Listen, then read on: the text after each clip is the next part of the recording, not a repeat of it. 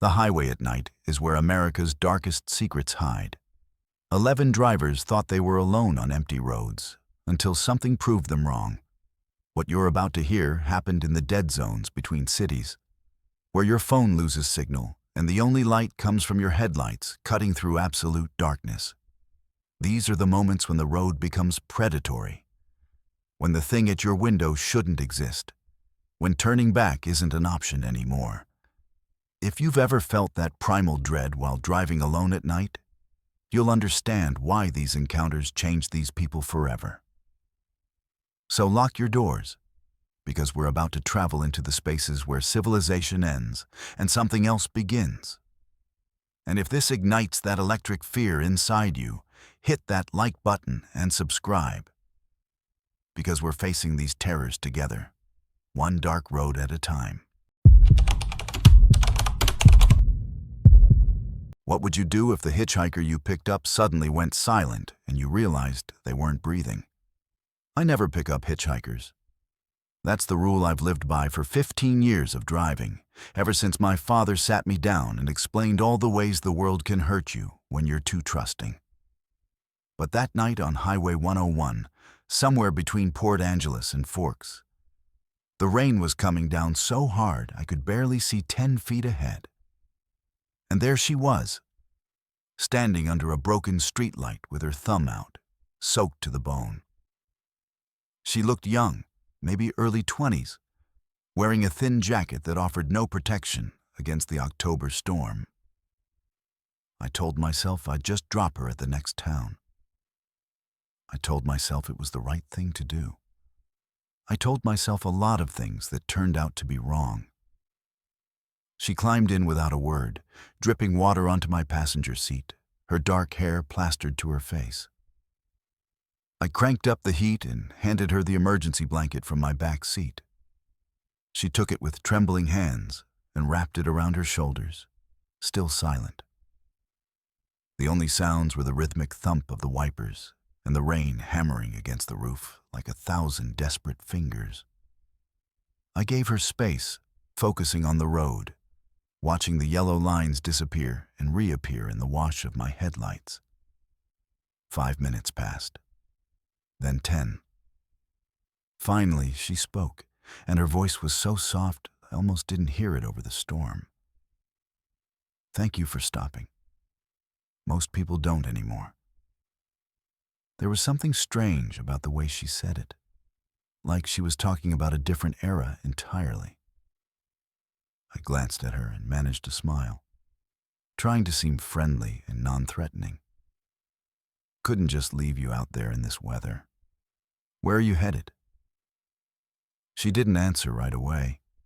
Instead, she stared out the windshield at the wall of rain, her breath fogging the glass. "Away," she finally said. "I'm trying to get away from something." The way she emphasized that last word made my hands tighten on the steering wheel. "Away from what?" I asked, trying to keep my tone casual. But my mind was already racing through possibilities, none of them good. Abusive boyfriend? Stalker? Something worse. She turned to look at me then, and I caught a glimpse of her face in the dashboard light. Her eyes were dark, impossibly dark, and there was a sadness in them that seemed too deep for someone so young. "From what I did," she whispered. "From what happened on this road." I felt a cold finger trace down my spine despite the heat blasting from the vents. "What do you mean? What happened?" She looked away again, back to the rain. "I was driving too fast. It was a night just like this, maybe worse. I was angry, not paying attention. There was a curve I didn't see coming, and then there were headlights, and then there was nothing. My mouth went dry.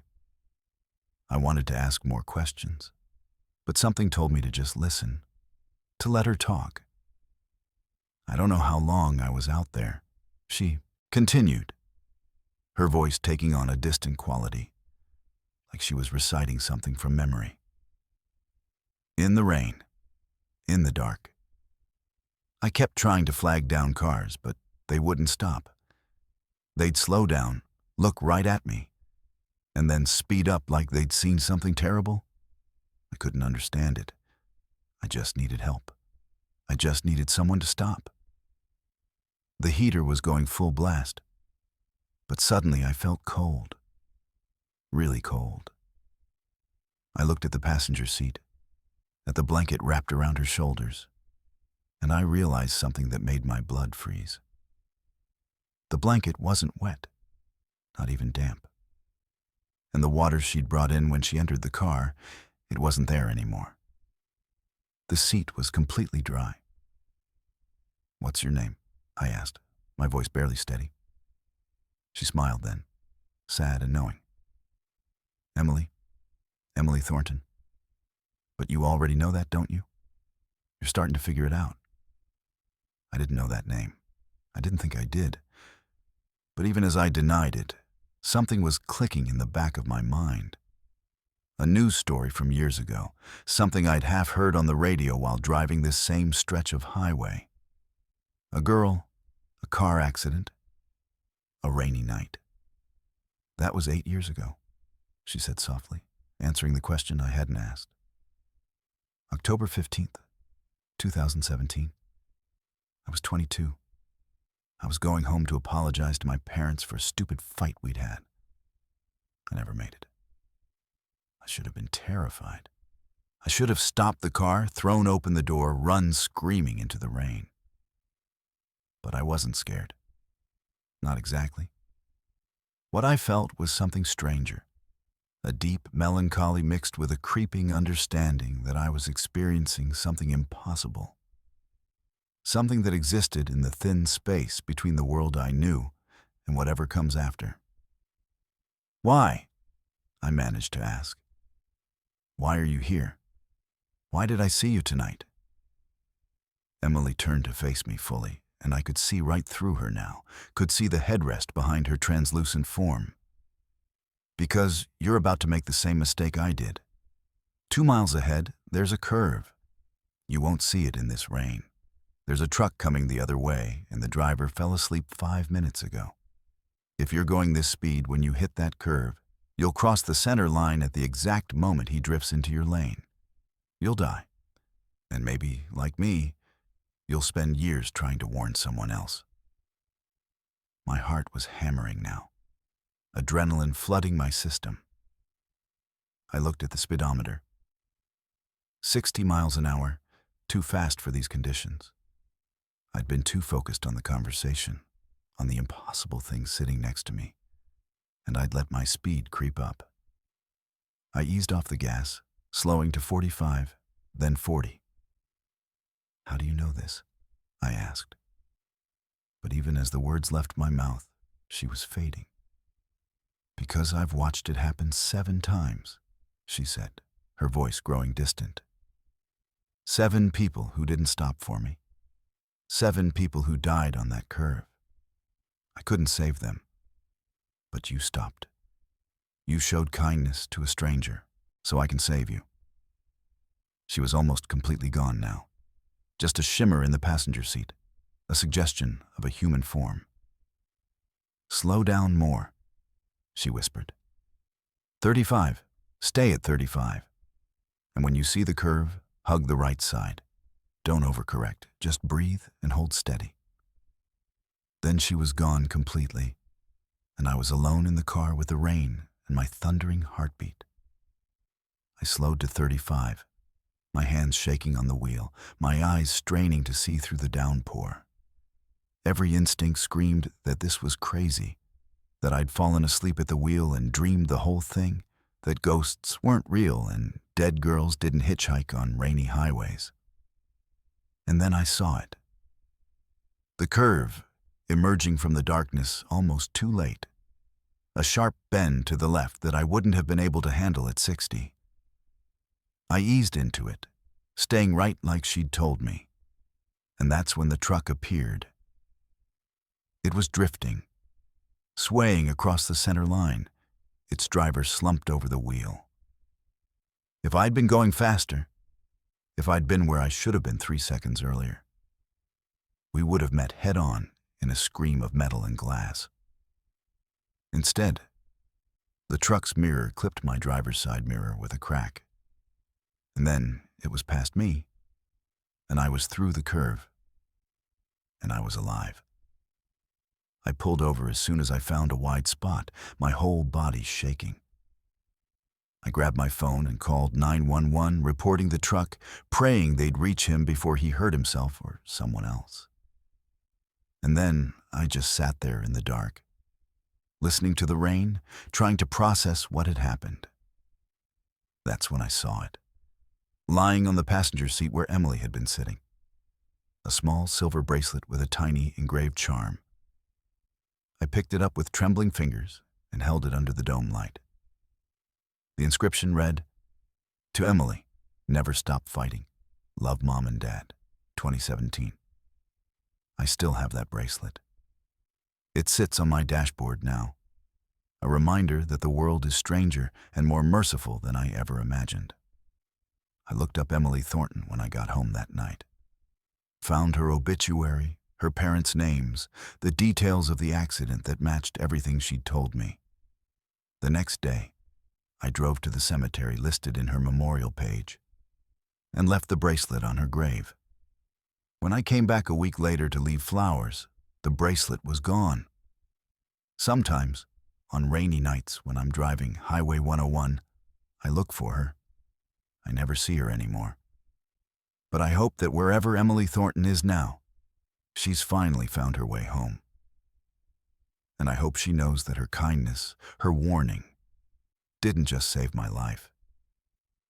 It changed it. Now I stop for hitchhikers on rainy nights.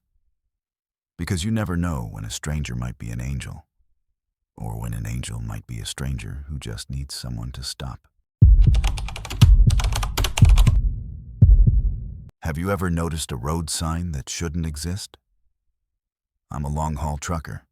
Been driving for 23 years, crossed every major highway in America at least a dozen times. I know these roads better than I know my own neighborhood. I can tell you which rest stops have the best coffee, which way stations are strictest, which stretches of asphalt will cook your tires in summer. I've seen weird things out here, sure. Dust devils that look like dancers, mirages that shimmer like water. Once saw ball lightning roll across the road in New Mexico. But what happened on Interstate 40 outside Flagstaff last July, that wasn't weather phenomena or tired eyes playing tricks. That was something else entirely, and I'm still not convinced I made it back.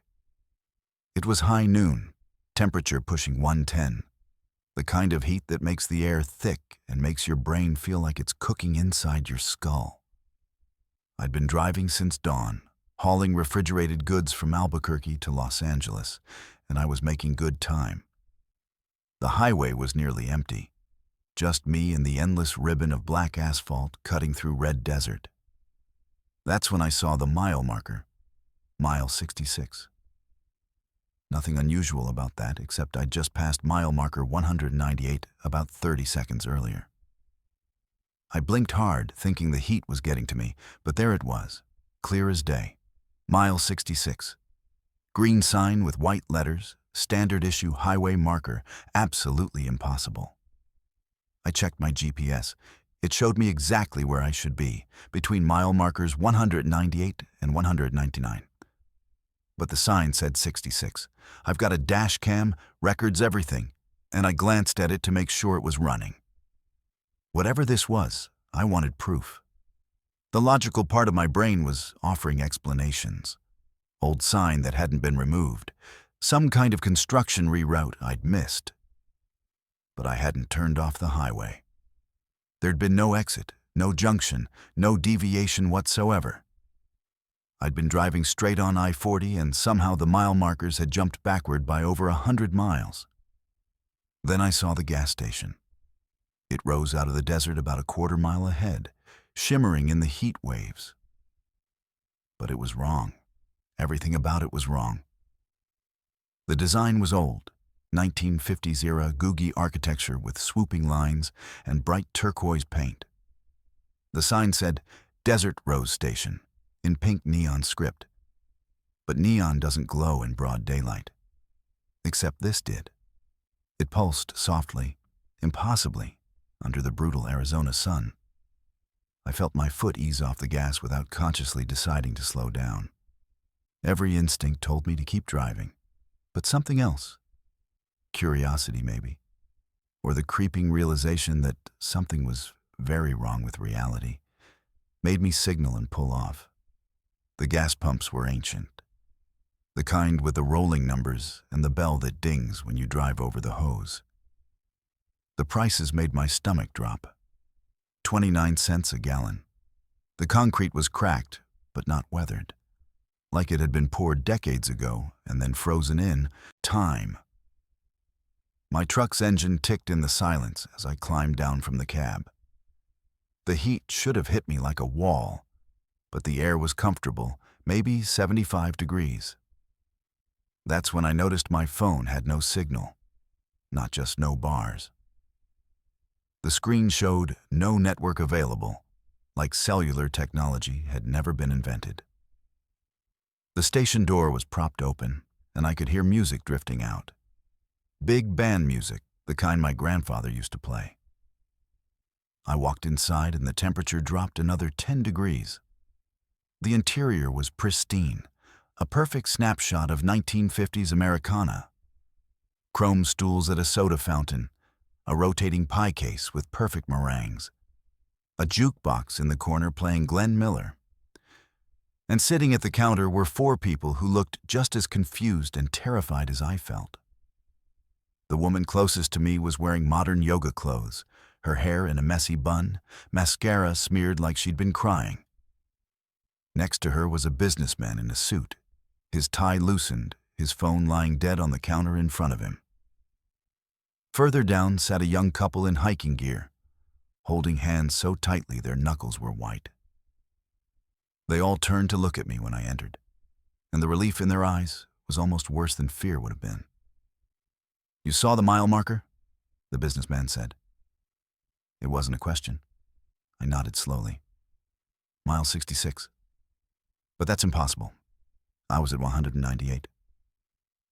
"We all saw it," the yoga woman said, her voice shaky. "I've been here for 3 hours. I pulled in thinking I'd use the restroom and get directions. But there's no one here. No attendant, no other cars. And when I try to leave, I just end up back here." The young guy from the couple spoke up, his voice cracking. "We've been here since yesterday. At least, we think it's been a day. The sun hasn't moved. Look outside. Look at the angle. It's been high noon since we arrived." I looked. He was right. The sun was frozen at its zenith, casting short, harsh shadows that didn't shift or change. My mouth went dry. "This isn't possible," I said, but the words felt hollow. The businessman laughed, a bitter sound. "That's what we all said. But here we are, stuck at the desert road station that shouldn't exist, on a highway that doesn't go through here, watching the clock on the wall tick forward while time outside stands completely still." I looked at the clock. It was a Coca-Cola branded piece with red numbers. It read 12:47 p.m. My watch said the same. But when I'd pulled in, it had been 12:15. I'd only been inside maybe 5 minutes. "The clock's wrong too," the yoga woman said, following my gaze. "It jumps, goes forward in weird intervals. Sometimes 5 minutes pass in 1 minute. Sometimes an hour passes, and it only moves ahead 30 seconds. Time doesn't work right here." We spent the next while, I don't even know how long, comparing stories. The businessman had been driving from Phoenix to Vegas. The couple had been on their way to the Grand Canyon. The yoga woman had been headed to a retreat in Sedona. All of us had been on I-40. All of us had seen mile marker 66. All of us had felt compelled to stop at the desert road station. And all of us had tried to leave and found ourselves looping back, like the road outside formed an impossible circle that always returned here. The young woman from the couple started crying. We're going to die here, aren't we? We're going to be stuck forever." Her boyfriend tried to comfort her, but his own hands were shaking. I walked to the window and stared out at the desert. The landscape looked normal enough. Red rocks, scrub brush, empty highway. But it felt like a painting, flat and lifeless. And then I saw it, so subtle I almost missed it. The shadows were wrong. They were pointing slightly north when they should have been pointing south. Like the sun was in the wrong place, or like we were in the wrong place. "What if we all leave at once?" I suggested. "Everyone get in your vehicles and we drive out together. Maybe whatever this is, it can't hold all of us." It was a desperate idea, but desperation was all we had left. They agreed immediately, all of us grabbing our keys, heading for the door. That's when the jukebox changed songs. The cheerful big band music cut off abruptly and was replaced by something older, scratchy, a woman singing in a language I didn't recognize. The temperature dropped 20 degrees in an instant, and the clock started spinning backward, hands whirling counterclockwise in a blur. We ran. I don't remember making the decision. We just all bolted for the door at once. I reached my truck first, fired up the engine, and floored it out of the parking lot. The others were right behind me in their vehicles. I didn't look back, just focused on the highway ahead, on getting as far from that place as possible. The mile markers started appearing again. Mile 67, mile 68, mile 69. They were counting up, but slowly, too slowly. I pushed the accelerator down, watching my speedometer climb to 80, 90, 100. The desert blurred past. And then, like passing through a membrane, everything snapped back to normal. The temperature spiked. My phone erupted with notification sounds as signal returned. The GPS recalculated, showing me exactly where I should be. Mile marker 199.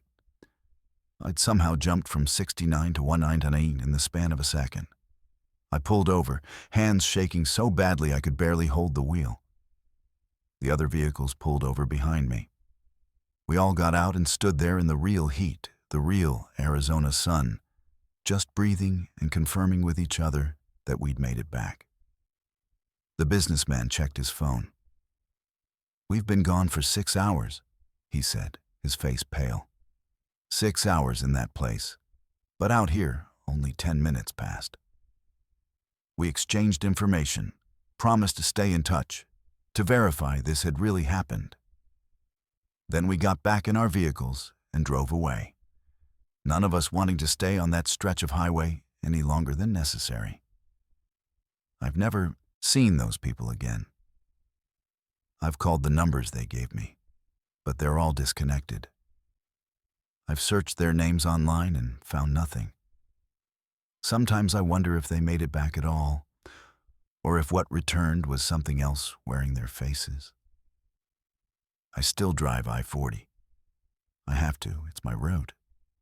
But I keep my speed steady and my eyes locked forward, and I never, ever stop between mile markers 195 and 200. Because somewhere out there, the desert row station is still waiting, still glowing with impossible neon, still trapping travelers in a pocket of broken time. And I'm terrified that one day I'll see that sign again. Mile 66. The mile marker that doesn't exist on the highway that never ends. What if the shapes moving in the fog weren't people at all? I left Boston at 4 a.m. because I couldn't sleep. Couldn't stand being in that apartment another second with all of Sarah's things still in boxes by the door, waiting for her brother to pick them up. 3 years together, gone in one conversation, and I just needed to drive. Needed to clear my head. So I pointed my car north toward Bar Harbor, figuring I'd watch the sunrise over the Atlantic and maybe find some clarity in the ocean air. I didn't know that fog rolled in off the Maine coast at dawn like a living thing. I didn't know that some things use the fog to move between their world and ours. The highway hugged the coastline, twisting and turning with the rocky shore somewhere off to my right, invisible in the darkness. I had the road to myself. Hadn't seen another car in 40 minutes. The radio was playing some late-night talk show, conspiracy theories about government surveillance. The host's voice, the only company I had. That's when the fog started. It didn't roll in gradually, like normal fog. 1 second the road was clear, my headlights cutting through the pre-dawn darkness. And the next second, I was driving through a wall of gray so thick I couldn't see the hood of my own car. I slowed down immediately, my hands gripping the wheel tighter, my heart rate kicking up a notch. The fog pressed against the windshield like something solid, like I was driving underwater. I could barely make out the yellow center line, and even that kept disappearing and reappearing in pulses. The speed limit sign said 55, but I was doing maybe 20, terrified I'd miss a curve and end up sailing off a cliff into the Atlantic. That's when I saw the first figure. It was walking alongside my car, keeping pace with me on the shoulder. At first, I thought it was a jogger, someone crazy enough to be out running in this soup. But the proportions were wrong. Too tall, arms too long. The gait was off, stilted, like something imitating walking without quite understanding how joints work. I couldn't see details through the fog, just a dark shape moving parallel to me, matching my speed exactly. My logical brain tried to rationalize it. Just someone walking. A trick of the fog making them look distorted. Nothing to worry about. But my lizard brain, the ancient part that kept our ancestors alive on the savannah, was screaming danger. I pressed the gas pedal down, speeding up to 30, then 35. The figure kept pace. I watched it in my peripheral vision, not wanting to take my eyes off the road, but unable to stop tracking its movement. Then the radio started acting up. The talk show host's voice turned garbled, words playing backward, and underneath it, I could hear other voices. Dozens of them, all speaking in reverse, creating this awful cacophony that made my teeth ache. I reached to turn it off, but my hand froze halfway there because now there were more figures. They emerged from the fog on both sides of the road. Tall and wrong, all walking in the same direction I was driving, all keeping perfect pace with my car. 5, 10, maybe 15 of them, spaced evenly like soldiers on a march. I could see them better now and wished I couldn't. They were too pale, skin the color of fog itself, and they moved with this horrible fluid motion that human bodies shouldn't be capable of. Their heads turned toward my car in unison, and though I couldn't see their faces clearly, I felt their attention lock onto me like a physical weight. My breath was coming in short gasps now, panic clawing at my chest. I wanted to floor it, wanted to blow past these things at 90 miles an hour. But the fog was so dense, I couldn't see more than a few feet ahead. One wrong move, and I'd crash, and the thought of being stuck out here with those things made my blood run cold. So I maintained my speed, hands shaking on the wheel, watching the figures keep pace. And that's when they started getting closer. They moved toward the car, slowly, deliberately, closing the distance between the shoulder and the road. The nearest one was close enough now that I could see its hand, and calling it a hand was generous. It had too many fingers, too many joints, each digit ending in something that wasn't quite a fingernail and wasn't quite a claw. The radio voices were getting louder, more insistent, a chattering reversed chorus that felt like it was coming from inside my head rather than the speakers. I slapped the power button and the radio went silent. But the voices didn't stop. They just got clearer, and I realized with mounting horror that they were coming from outside the car. The figures were speaking, their mouths moving in those pale faces. words spilling out backward and wrong. It sounded like a recording played in reverse. Phonemes that human vocal cords shouldn't be able to produce. And they were right next to my car now, walking inches from my windows, their two long arms swinging, their wrong-jointed hands reaching out. One of them touched my driver's side window and I screamed. I actually screamed like a child, because the hand that pressed against the glass was translucent, and I could see the fog swirling inside it like it was hollow. The touch left a mark, a handprint that steamed on the glass, and the smell hit me, seeping through the car's ventilation system. It smelled like the ocean, but wrong. Like dead things rotting in tidal pools, like salt and decay and something else I had no name for. More hands pressed against the windows, the windshield, even the roof of my car. I could hear the wet slap of them making contact. Could see dozens of handprints blooming across every surface.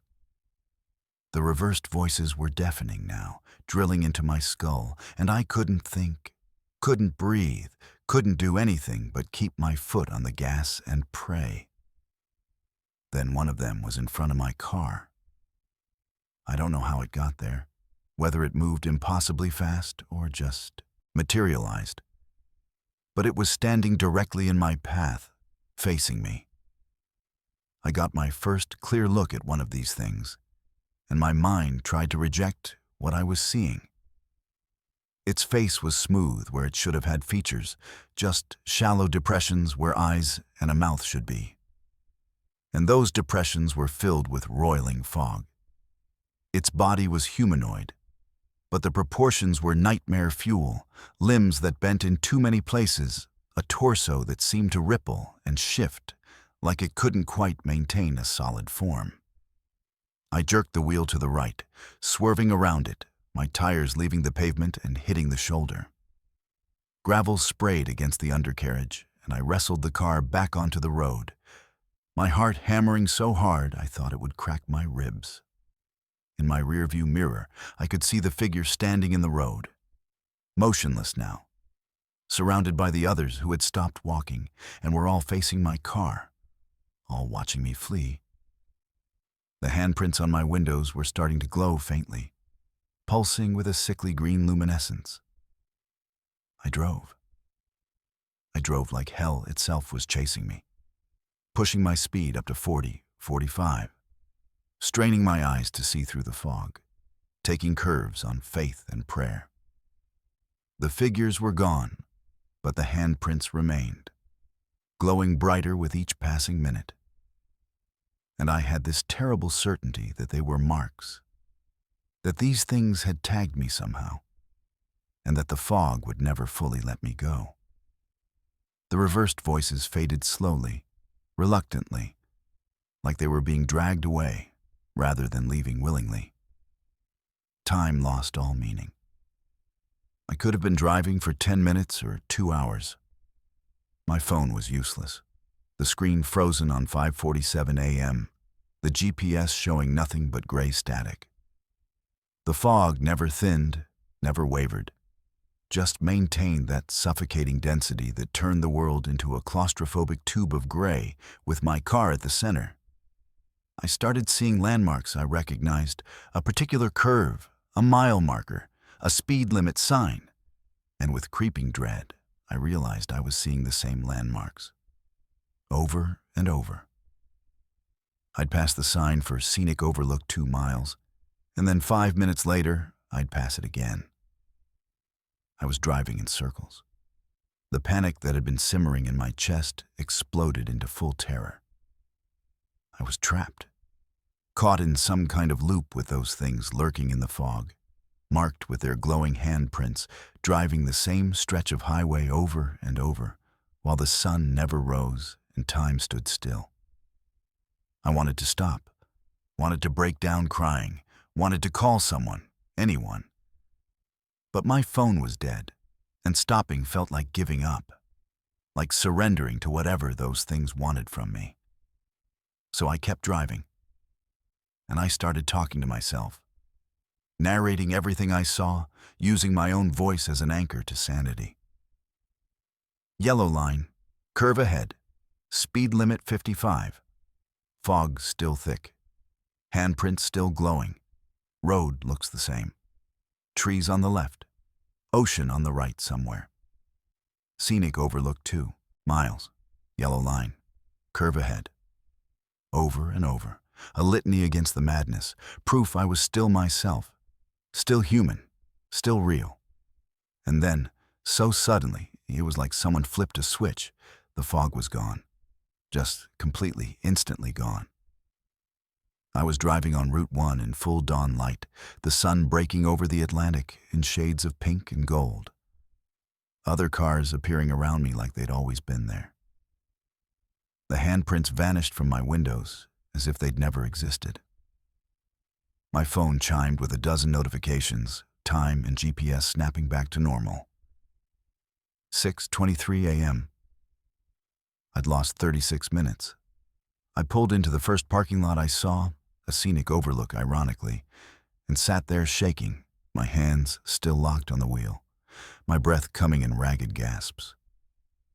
I looked at my windows, searching for any trace of the handprints, but the glass was clean.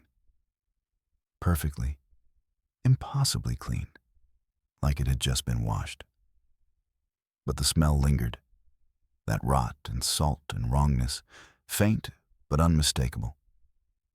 It took me 3 hours before I could start driving again, and I went south, back to Boston, back to my apartment with Sarah's boxes and my broken heart.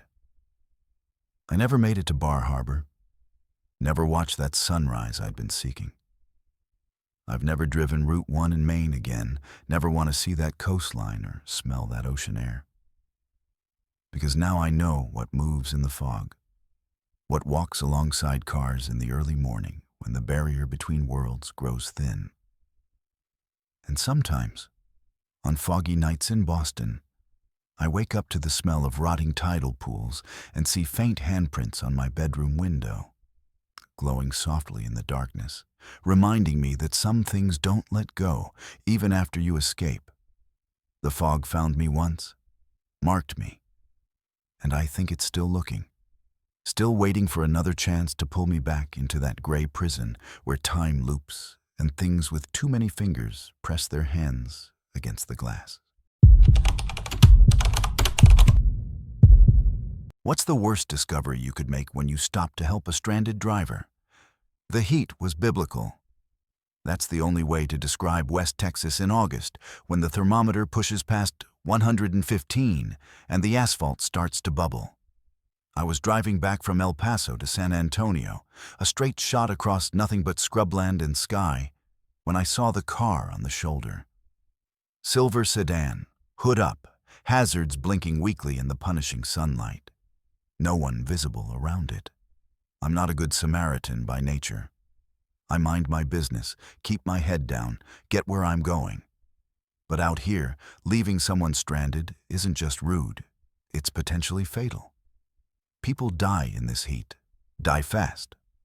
So I slowed down, checked my mirrors, and pulled over about 20 yards behind the sedan. The silence hit me first when I turned off my engine. No wind, no birds. Just this oppressive dead quiet broken only by the tick of cooling metal. I grabbed my water bottle and stepped out into air so hot it felt solid, like walking into an oven. The sedan's driver door was closed, but not latched, hanging open maybe an inch.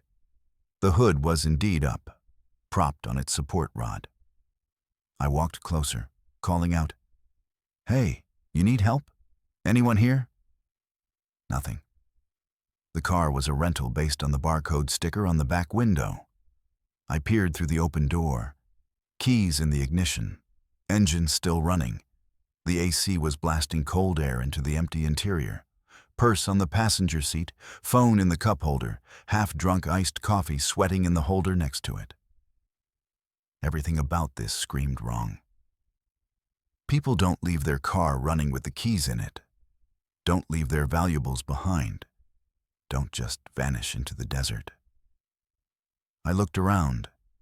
scanning the landscape for any sign of someone walking, maybe heading toward a structure or searching for cell signal. But there was nothing out here. Just flat scrubland stretching to the horizon in every direction, heat shimmer turning the distance into liquid. "Hello," I called again, louder this time. My voice died in the dead air, swallowed by the heat and emptiness. That's when I heard it. A thump from the trunk, soft but distinct. Then silence. Then another thump, followed by what might have been scratching. My first thought was animal, coyote or javelina that somehow got trapped inside. But the trunk was closed, latched properly. How would an animal get in there and close it behind itself? The thumping came again, more insistent, and now I could hear something else. A muffled sound that could have been whimpering, could have been human. My hand was reaching for my phone to call 911 before I consciously decided to move. No signal. Of course, no signal. I was in the dead zone, the stretch where civilization gave up and the desert took over. The thumping was continuous now, frantic. Someone was in that trunk. Someone needed help. I looked at the car, at the open driver's door with the keys right there in the ignition. Modern. Cars, you can pop the trunk from inside. There's a release button. But this person was in the trunk, meaning they either couldn't reach it or it wasn't working. I moved to the driver's door and reached inside, feeling for the trunk release. My fingers found it, a small lever near the floor by the seat. I pulled it and heard the mechanism click. The trunk popped open an inch with a pneumatic hiss. And that's when the smell hit me. Not the smell of a person trapped in a hot trunk. Something else. Copper and meat and wrongness. I stepped back involuntarily, my brain trying to process the scent, trying to reconcile it with the thumping sounds that had now stopped completely. Every instinct I had was screaming at me to get back in my car and drive away, to leave this situation for highway patrol or anyone with a badge and a gun. But what if someone was hurt in there? What if they were dying and I was their only chance? I forced myself forward, grabbed the edge of the trunk lid, and lifted it fully open. Then I stumbled backward, my mind refusing to accept what I was seeing. The trunk was lined with plastic sheeting. Industrial clear plastic, the kind used at construction sites, carefully taped to cover every surface. And there was blood. Fresh blood pooled in the lowest point where the plastic sagged. But no body, no injured person. Instead, there was a laptop propped open, screen glowing, and a small speaker. The speaker was playing a recording, thumping sounds, scratching, whimpering, on loop. The laptop screen showed a video feed, and with dawning horror, I realized it was showing me. Live. Right now. Standing there, staring into the trunk. I spun around, searching for the camera, and found it mounted on the inside of the raised hood, pointed directly at where I stood. This was a setup. A trap. But for what? The answer came from behind me, from the direction of my own car. Pretty fucked up, right? The voice was casual, almost friendly. I turned to see a man leaning against my driver's door, 30s, average height, wearing dusty jeans and a faded t-shirt. He had a pleasant face, the kind you'd forget 5 minutes after meeting him. And he was holding my car keys, dangling them from one finger. You stopped. Most people don't anymore. Getting too smart, I guess. Too suspicious. But you're old school. Good Samaritan type. My mouth was dry, heart hammering.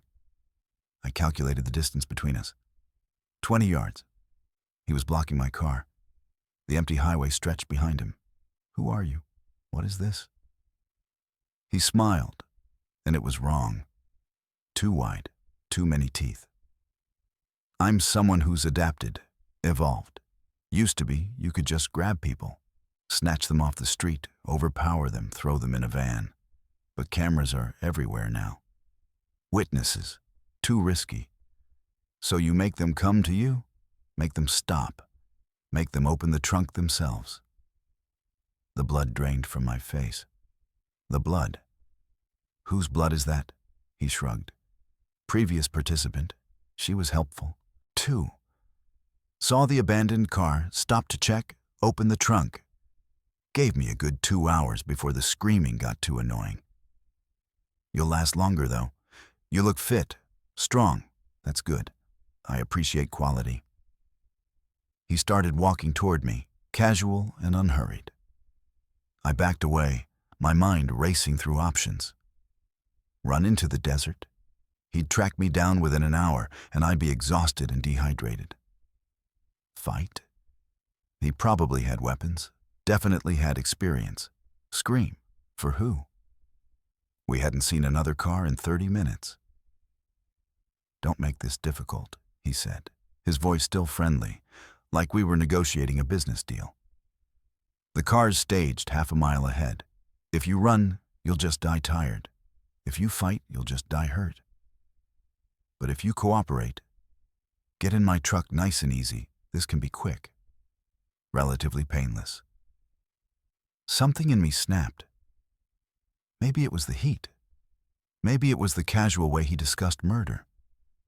Maybe it was seeing my own death in his eyes and refusing to accept it. I bolted, not into the desert like he expected, but toward him, toward my car. The move surprised him enough that I got within 10 feet before he reacted. He lunged, grabbing for my arm, but I twisted away, my hand closing around the only weapon I had, my water bottle. I swung it hard, catching him across the temple. The impact knocked him sideways, and I didn't stop, didn't think, just jumped for my car door.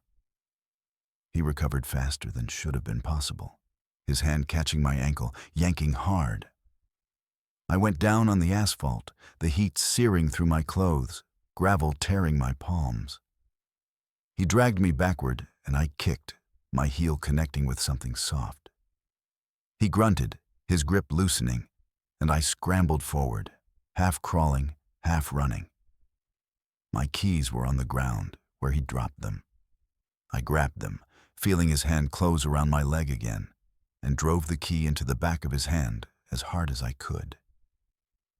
He screamed, really screamed, and let go. I threw myself into my driver's seat, jammed the key into the ignition with shaking hands. The engine turned over just as he reached the door. I floored it, tires spinning on gravel, the car fishtailing as I pulled onto the highway. In the rearview mirror, I saw him standing in the road, watching me go, his hand bleeding, his face calm. Not angry, not frustrated, just calculating.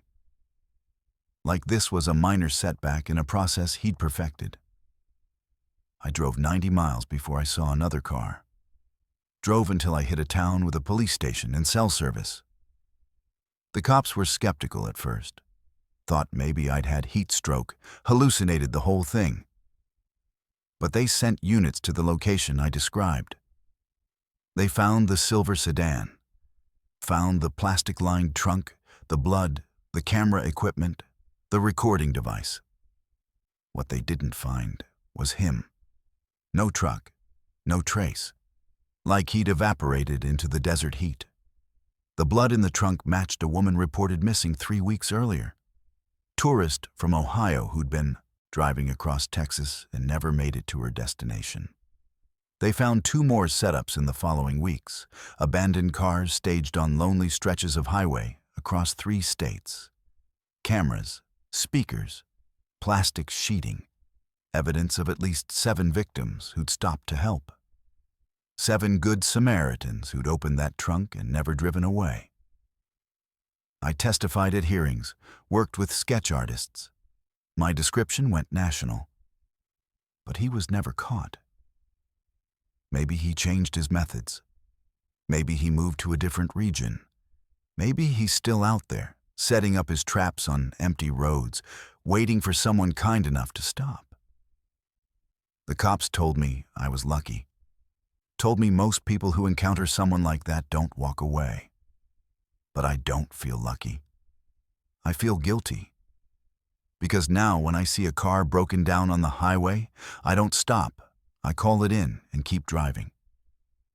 And I wonder how many people are trapped in trunks, real people, not recordings, dying in the heat while drivers like me pass by because we've learned that kindness is dangerous. I still drive that route sometimes. My job requires it. But I drive it fast, doors locked, windows up, and I don't look at the shoulders where cars might be waiting. Because I know the truth now. The highway isn't just dangerous because of accidents or weather. It's dangerous because predators have learned to use our better nature against us. They've learned that the easiest way to catch prey is to make the prey think they're the rescuer. And somewhere out there, on a sun-baked stretch of Texas highway, there's an abandoned car with its hood up and hazards blinking, waiting for the next person who still believes in helping strangers. I hope whoever that is runs faster than I did. Would you trust a complete stranger telling you to turn around and never look back? I was 22 and stupid, driving from Denver to Seattle because my ex-boyfriend posted pictures with his new girlfriend, and I needed to prove I was fine, that I was thriving, that I could just pack up and have an adventure without him. Classic post-breakup decision-making. It was past midnight on Interstate 80 in Wyoming, that stretch where there's nothing but darkness and wind and the occasional truck stop every 70 miles. I'd been driving for 6 hours straight, fueled by energy drinks and spite, when my CB radio crackled to life. I'd installed the CB as a joke, thought it would be fun to listen to truckers talk, maybe feel less alone on the long drives. But it had been silent for hours until that moment. Southbound four-wheeler approaching Little Springs, you need to turn around right now. The voice was male, urgent, with that distinct trucker drawl. I grabbed the handset, confused. This is southbound, but I'm heading west on 80. You got the wrong person? Static. Then, blue Honda Civic, license plate starts with 4G7. That you? My blood went cold. I looked at my license plate in the rear view, though I knew what it said. 4G7K2L. How do you know my car? My voice came out smaller than I intended. Because I'm watching you right now, and you need to listen very carefully. Take the next exit, turn around, go back east. Do not, under any circumstances, continue to Little Springs.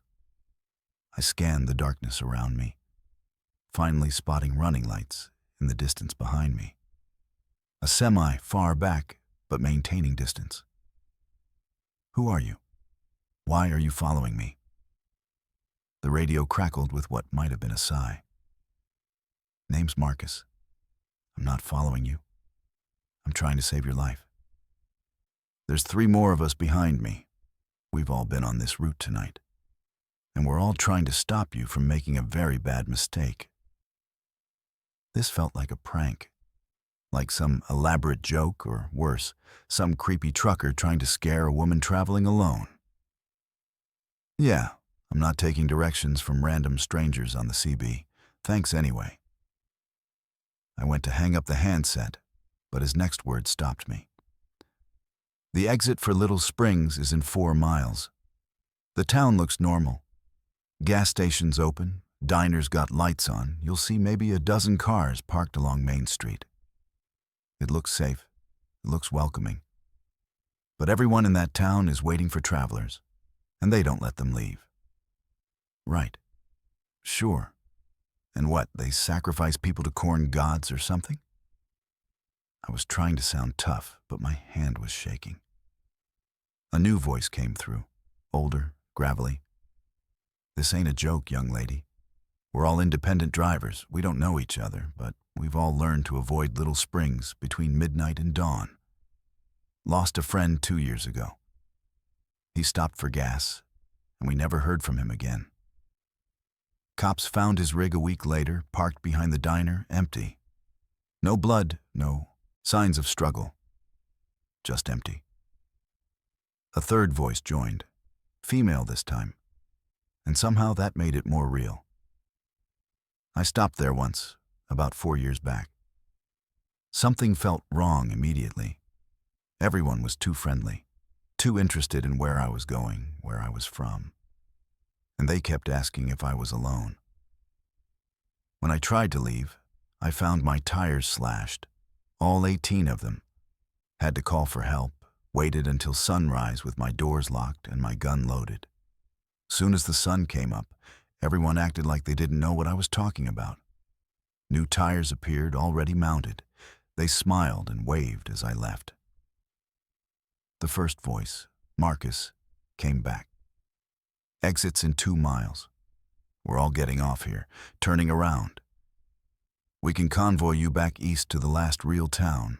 Make sure you're safe. Or you can keep going, find out for yourself. But I'm telling you, I've driven this route for 15 years, and I don't go through Little Springs at night. None of us do. I looked at my GPS. Little Springs wasn't even on it, just a blank spot on the map between 2 larger dots.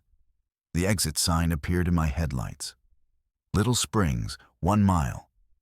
My rational brain was fighting with the primal fear crawling up my spine. This was America, modern America. Towns didn't just kidnap travelers. That was movie stuff, urban legend material. But 4 different truckers, all saying the same thing. What do they do? The people in Little Springs, what do they do to travelers? Silence on the radio. Long enough that I thought they'd given up on me. Then Marcus spoke, his voice lower, heavier. We don't know exactly. People disappear.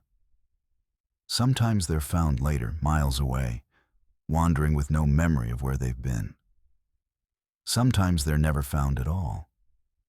But twice a year, around the solstices, that town needs offerings, needs fresh blood for whatever they worship. And they take it from people no one will miss, solo travelers, people passing through. The exit ramp was right there. And despite everything, despite the fear and the warnings, part of me wanted to prove them wrong. Wanted to pull off, get gas, take a picture at that diner, and post it online showing how not scared I was. The same impulse that made me take this trip in the first place. That need to prove something. Last chance, the female voice said. We're taking the exit. You can follow us east, or you can go west into Little Springs. But choose now. I don't know what would have happened if I'd seen the town right then. If there had been lights visible or signs of normal civilization. But there was just darkness. Complete, total darkness, where Little Springs should have been.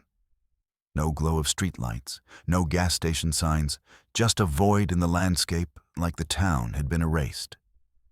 My foot moved from gas to brake without consulting my brain. I slowed down. The exit ramp passed. And then I saw them. Headlights, dozens of them. Coming from the direction of Little Springs, pouring onto the highway, vehicles of all types accelerating fast. Cars, trucks, even what looked like a school bus, all heading straight for me. My CB exploded with voices. Floor it! Go, go, go! They know you didn't take the exit. Don't let them box you in. I slammed the accelerator down, my little Civic's engine screaming as I pushed it to 80, 90, 100. The vehicles were gaining, moving impossibly fast. And in my rear view, I could see the semi-trucks that had been following me positioning themselves between my car and the pursuers. What happened next was pure chaos. The trucks formed a rolling barricade, blocking lanes, slowing down the pursuing vehicles while I ran. My CB was a constant stream of instructions. Stay in the left lane. Don't slow down. Next town is 40 miles. You need to make it there. I was crying, gripping the wheel so hard my knuckles were white, pushing my car faster than I'd ever driven. The pursuing vehicles were relentless, trying to get around the truckers, but they held formation like they'd practiced this. One car got through, a black sedan that pulled alongside me. I could see people inside, their faces pressed against the windows, mouths moving in unison like they were chanting. The passenger window rolled down, and a hand reached out, trying to grab my door handle. I swerved right, nearly losing control, and one of the trucks swept in, forcing the sedan to back off. This went on for miles. 15, 20. The longest 20 miles of my life. And then I saw lights ahead. Real lights. A truck stop, brightly lit with normal people and normal cars. The pursuing vehicles slowed, then stopped, then turned around in perfect synchronization and headed back toward Little Springs. I made it to the truck stop and parked under the brightest light I could find, my whole body shaking. The 4 semis pulled in around me, forming a protective square. The truckers got out, and I finally saw them. Marcus was a big guy in his 50s with kind eyes. The older man was weathered and lean. The woman was younger than I expected, maybe 30, with military-style short hair. The fourth was a quiet man who just nodded. They bought me coffee and sat with me until sunrise, taking turns keeping watch. Marcus explained that they'd formed an informal network. Truckers who'd learned which towns to avoid, which stretches of highway got dangerous after dark. They monitored CB channels and helped travelers who didn't know better. Little Springs isn't the only place, he said. There are spots all over the country, towns that went wrong somewhere along the line, places where people made deals they shouldn't have. We just try to keep folks safe. I didn't continue west. I turned around, drove back to Denver, moved back in with my roommate, and went back to my boring job. My ex can post whatever pictures he wants. I've seen things that put relationship drama in perspective. I've been chased by a town full of people who wanted me for something I don't want to imagine. And I've learned that the American highway has dark spaces where normal rules don't apply, where communities have become something other than human, and where the only thing standing between travelers and those dark spaces are people like Marcus and his friends.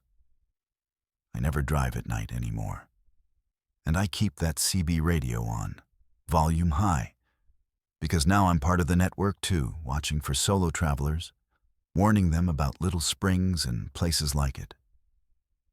The highway has teeth, but it also has guardians. You just have to know which voices to trust when they tell you to turn around. What would you do if you couldn't remember the last 3 days of your life?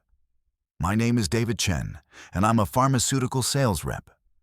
I tell you this because I need you to understand I'm a normal person. Organized, detail-oriented. I keep meticulous records of my schedule, my mileage, my client meetings. So when I woke up in my car at a rest stop in the Colorado Rockies with absolutely no memory of how I got there, I knew something was catastrophically wrong. The last thing I remembered was leaving a client dinner in Denver on Tuesday night. My phone said it was Friday afternoon. 72 hours. Gone. I sat there in the driver's seat, trying to force my brain to fill in the gaps. But there was just nothing. A clean void where 3 days should have been. My car was parked neatly in a spot at the Mount Evans rest area, engine off, keys in my lap. I was wearing different clothes than I remembered putting on Tuesday. My suitcase in the back seat had been repacked, items folded in a way I never fold them. The gas tank was half empty. My laptop was open on the passenger seat, battery dead. When I plugged it in and booted it up, I found a document I didn't remember writing. Just one sentence, repeated hundreds of times. Don't drink the water, don't drink the water, don't drink the water. My hands started shaking. I checked my recent calls. Nothing unusual. Checked my emails. I'd sent several to clients, normal business correspondence, all dated during the missing days. I'd apparently been functioning, working, living normally, while having no actual consciousness of doing so. The most recent email was sent 4 hours ago from this very rest stop, confirming a Monday meeting. I had written it, my writing style, my sign-off. But I had zero memory of typing those words. I got out of the car on unsteady legs and looked around. The rest stop was nice, well-maintained, with modern facilities and informational plaques about the surrounding mountains. There were maybe a dozen other vehicles scattered across the parking lot. A family was having a picnic at one of the tables. An elderly couple was walking their dog. Everything looked aggressively normal. But something felt wrong in a way I couldn't articulate. The light was too bright. The air tasted metallic. And everyone was moving just slightly too slow, like I was watching them at .95 playback speed. The rest stop building had bathrooms and a visitor center.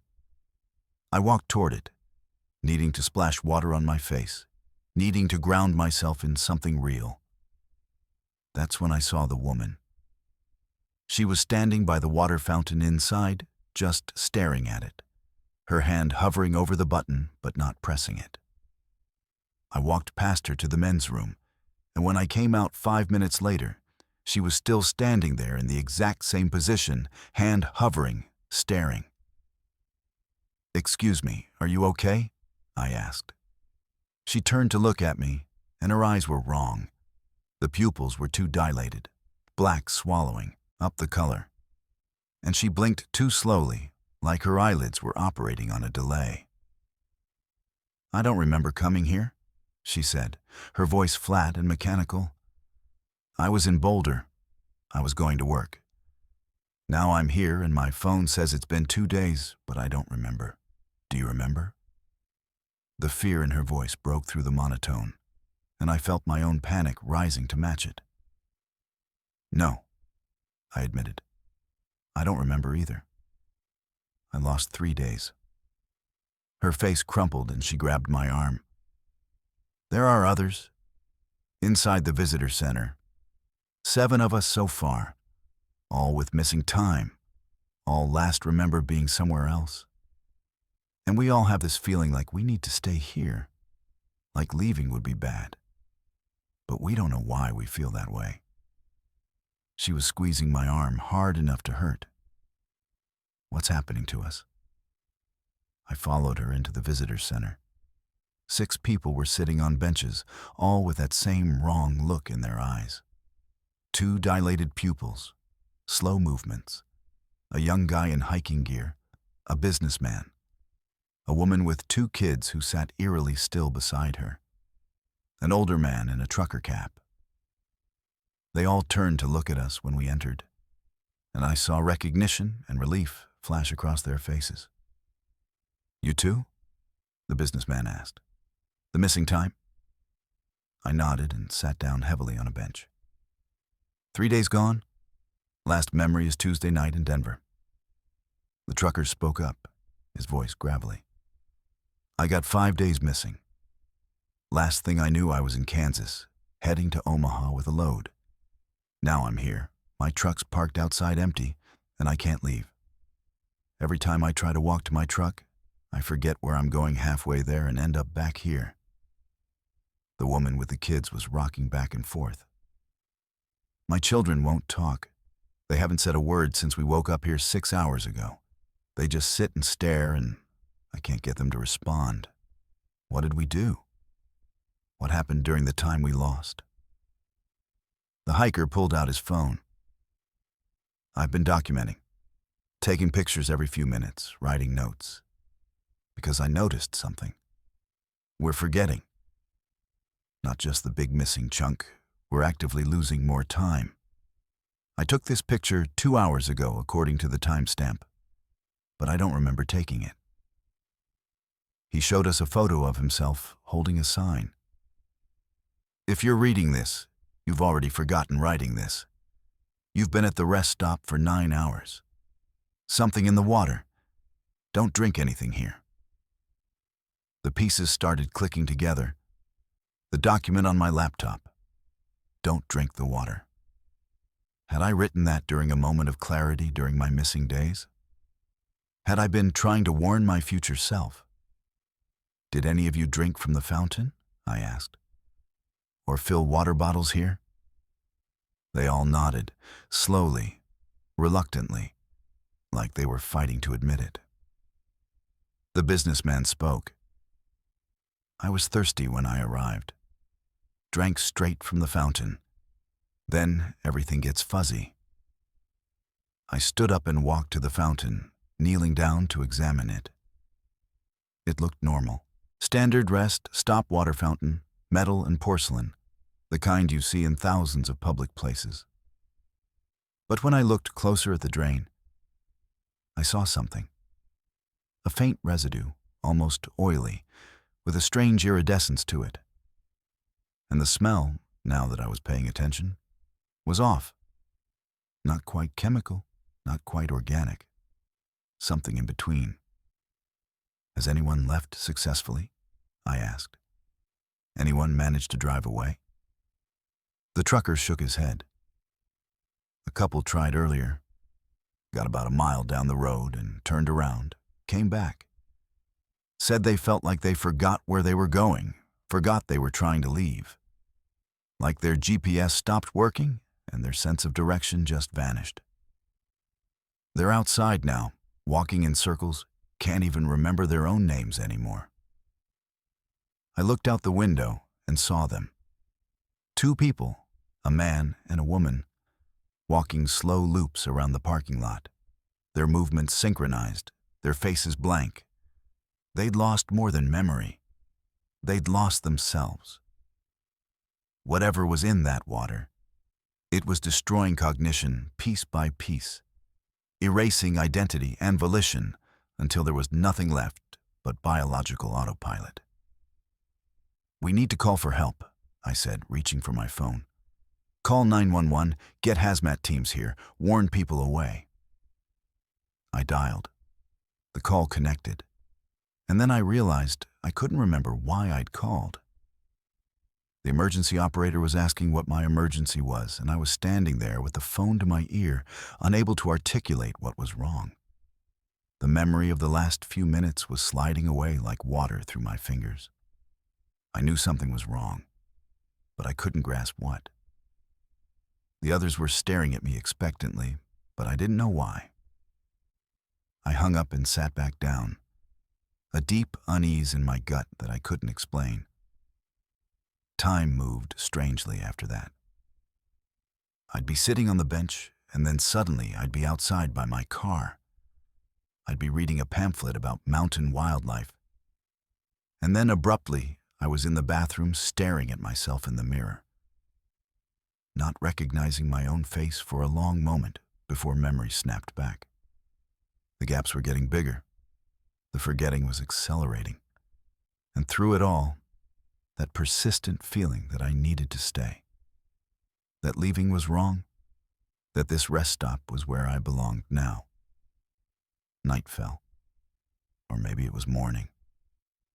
I couldn't tell anymore. The other people were still there, or maybe they were different people. I wasn't sure. We sat together in the visitor center, our pupils so dilated our eyes looked black, our movements slow and synchronized. New cars pulled in, new people walked to the fountain, drank, and joined us in our forgetting. I tried to warn them, but the words wouldn't come. Tried to remember why they needed warning, but the reason slipped away. Somewhere in the back of my eroding mind, behind the fog and the forgetting, a small part of me was screaming, was fighting, was desperately trying to hold on to something, anything, that made me who I was. David Chen. Pharmaceutical, sales rep, organized, detail-oriented. But even that was fading. The water had gotten into us, changed our brain chemistry, made us docile and empty. We were becoming something else, something that just existed here, perpetually, forgetting and forgetting until there was nothing left to forget. I don't know how long I've been here now. Could be days, could be months. Time doesn't work right anymore. But sometimes, in flashes of clarity that come less and less frequently, I remember. I remember having a life, having a name, having a purpose beyond sitting in this visitor center and watching new travelers arrive. And in those moments, I try to write warnings, try to leave messages. But I always forget before I can finish, always lose the thread, always end up back on the bench, staring at nothing, waiting for whatever comes next in this limbo of lost time and dissolving identity. If you're reading this somehow, if this account makes it out, avoid the Mount Evans rest area. Don't drink the water. And if you've already stopped there, already drank, then I'm sorry. Because soon you won't remember why you should be scared. Soon you won't remember anything at all. Just like me. Just like all of us who thought we'd only stopped for a moment and ended up staying forever. Why would children be playing a game in the middle of a highway at 3 in the morning? I drive for a medical courier service, transporting blood samples and organ donations between hospitals. It's not glamorous, but it pays well, especially the overnight shifts when you get hazard pay for the speed requirements. Time matters when you're carrying a liver to someone who'll die without it. That's what I was doing on Highway 182 through the Louisiana Bayou country, racing against a 4-hour window with a cooler full of transplant materials in my passenger seat when I saw the children. They were standing in a perfect line across both lanes. Maybe 8 or 9 of them, ranging from what looked like 6 years old to maybe 12. They were wearing old-fashioned clothes, the kind you see in photographs from the 60s or 70s.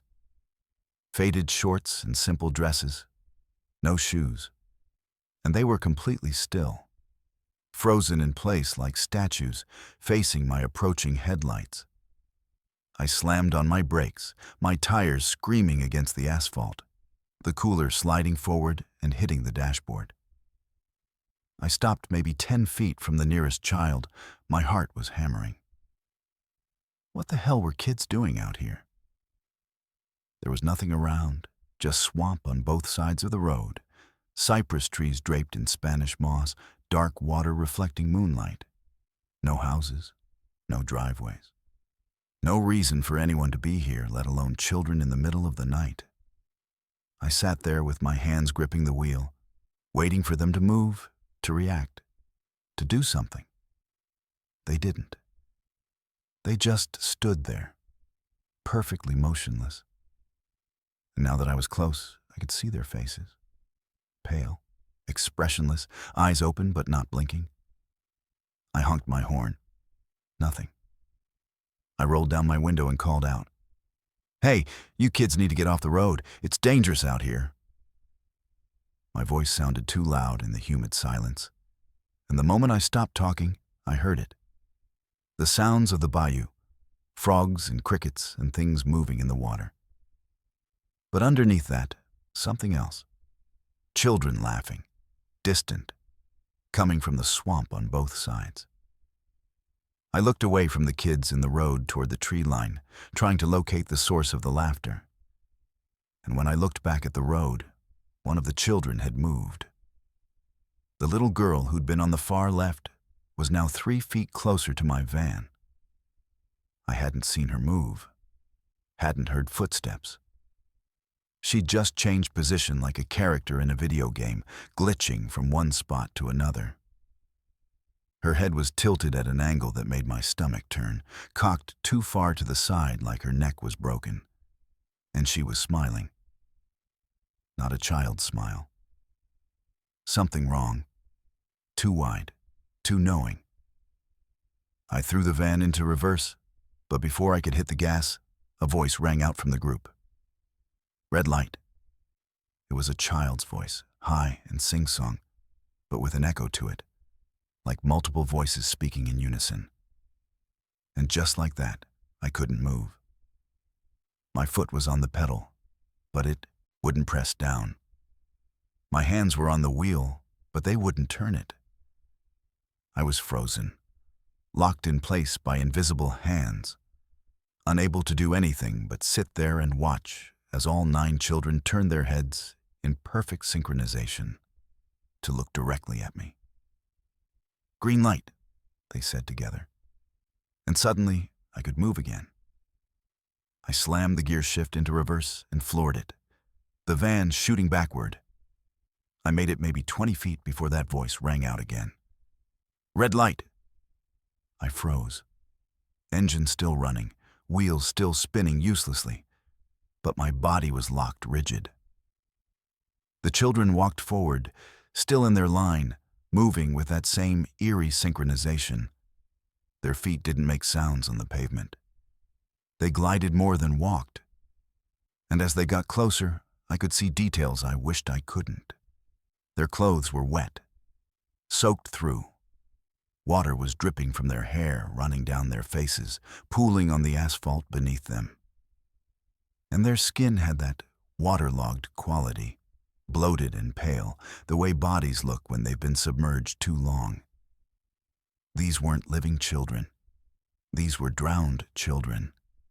Dead things moving and talking and playing their terrible game. Green light, they whispered.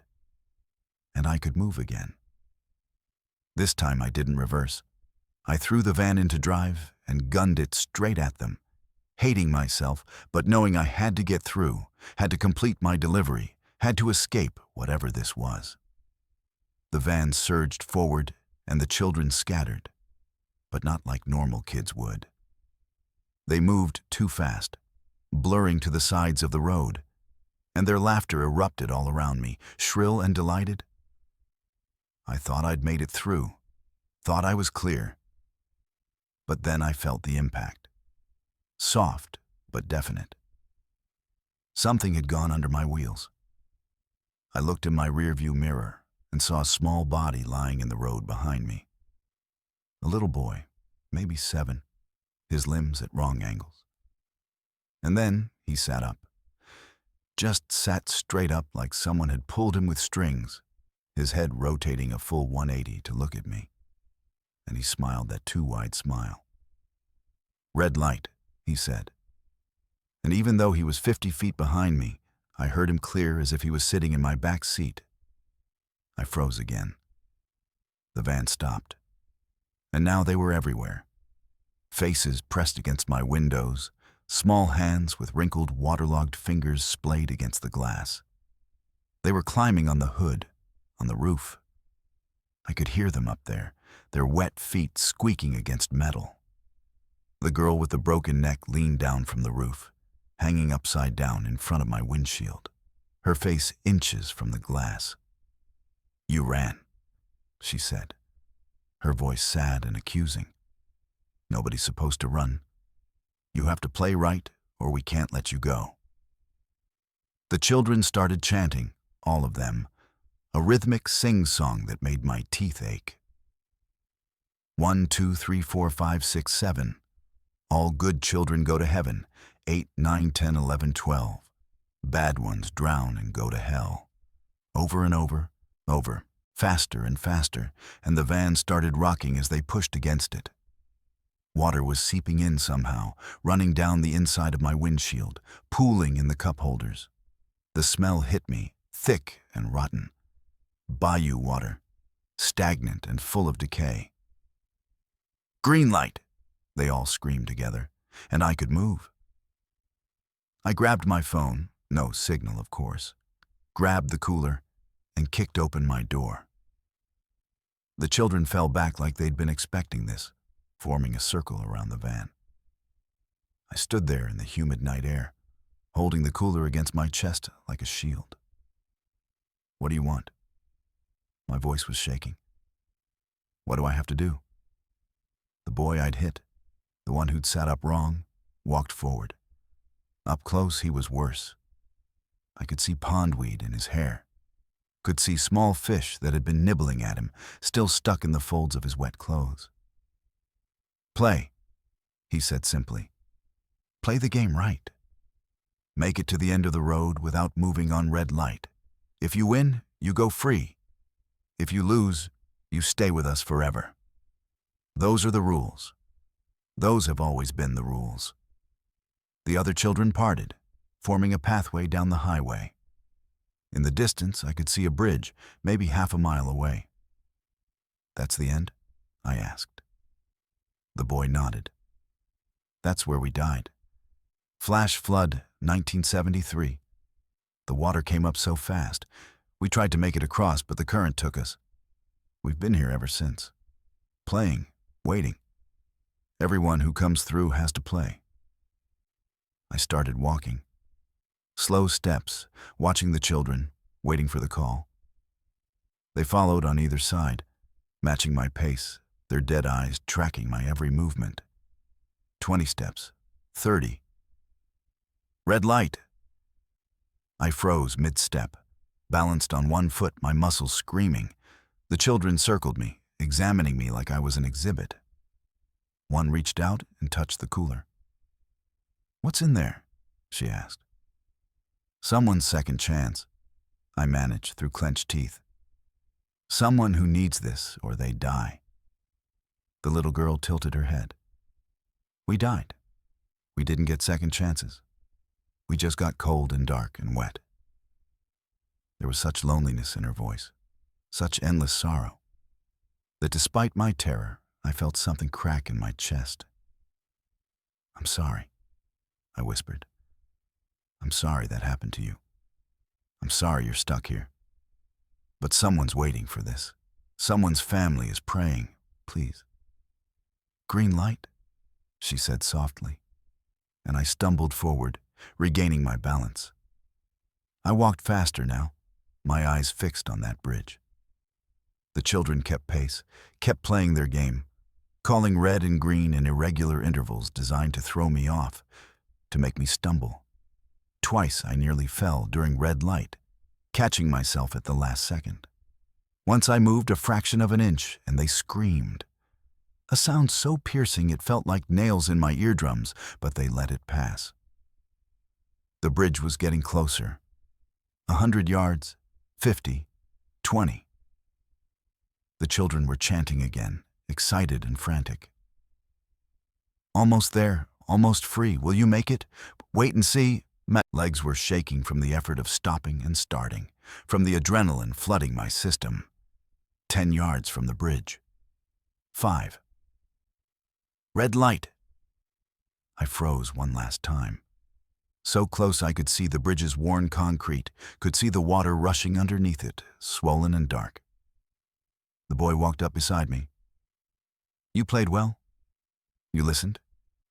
You didn't cheat? He looked at the cooler.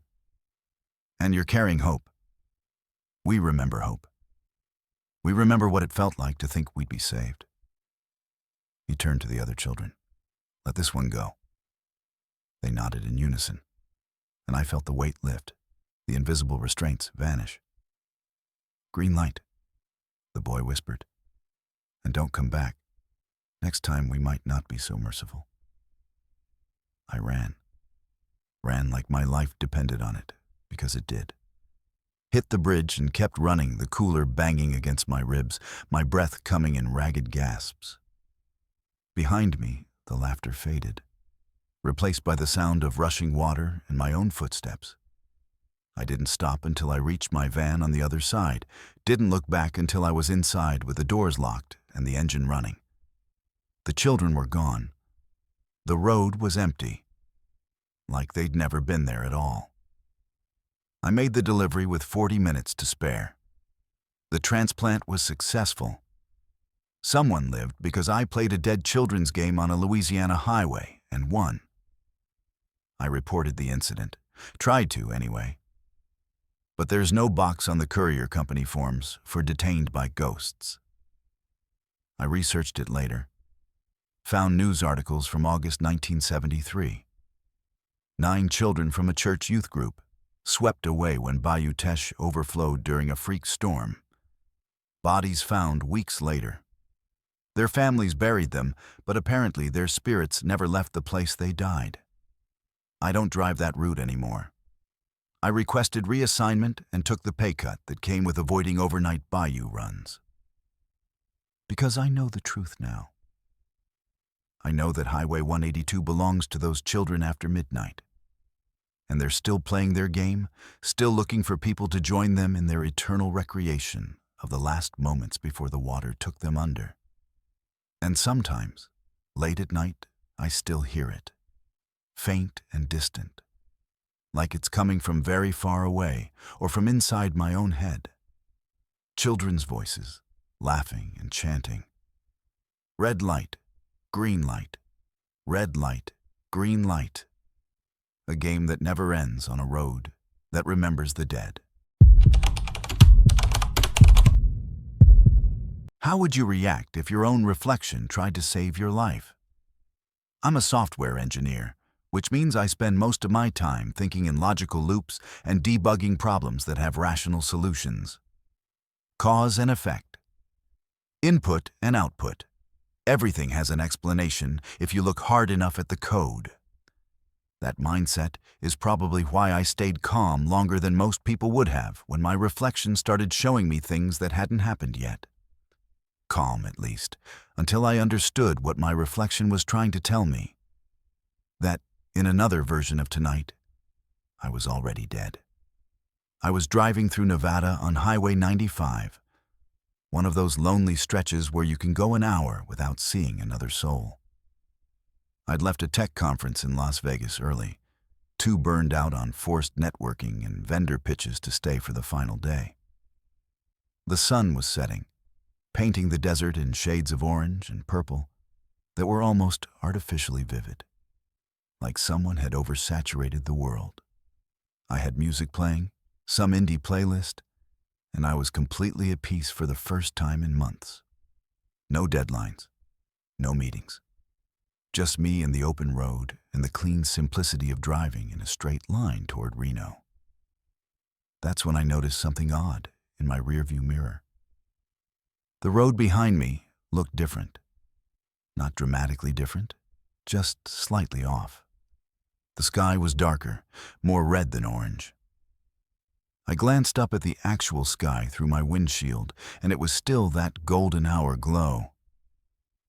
Looked back at the mirror, and the reflection showed deep twilight, stars already visible. I adjusted the mirror, thinking it was some weird angle issue, but the discrepancy remained. The road in my reflection was the same highway, same desert, but at a different time of day. I'm not superstitious. I don't believe in ghosts or premonitions or any of that. But I am curious, especially when something doesn't make logical sense.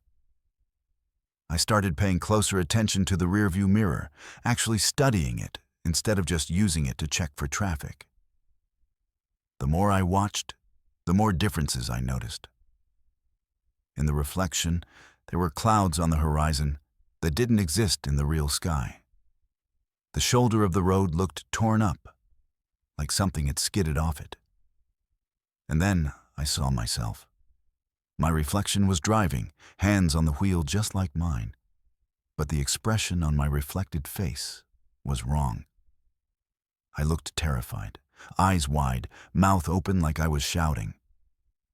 I touched my own face, feeling the calm neutrality of my actual expression, then watched my reflection do the same thing, but with that look of absolute horror still plastered across its features.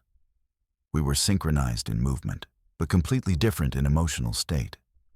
My reflection was experiencing something I wasn't, living through something that hadn't happened to me. The rational part of my brain was trying to explain this. Trick of the light. Fatigue-induced hallucination. Maybe I'd had a mild stroke and my visual processing was misfiring. But the programmer in me was recognizing a pattern, seeing this like it was a branching timeline, two versions of the same program running simultaneously with different variables. My reflection wasn't just a reflection anymore. It was an alternate instance, and it was trying to debug a fatal error. I watched as my reflection suddenly jerked the wheel hard to the right. In the mirror, my car swerved violently, and I saw what it was avoiding. A massive piece of tire tread, the kind that flies off semis, lying directly in the lane. But when I looked at the actual road ahead of me through my windshield, there was nothing there. The highway was clear. I was maintaining steady speed in an empty lane with no obstacles. Yet in the mirror, my reflection had just narrowly avoided a collision with debris that would have sent the car into a deadly spin. My hands tightened on the wheel. I reduced my speed from 70 to 60, some instinct telling me to be cautious, even though I didn't fully understand what I was seeing.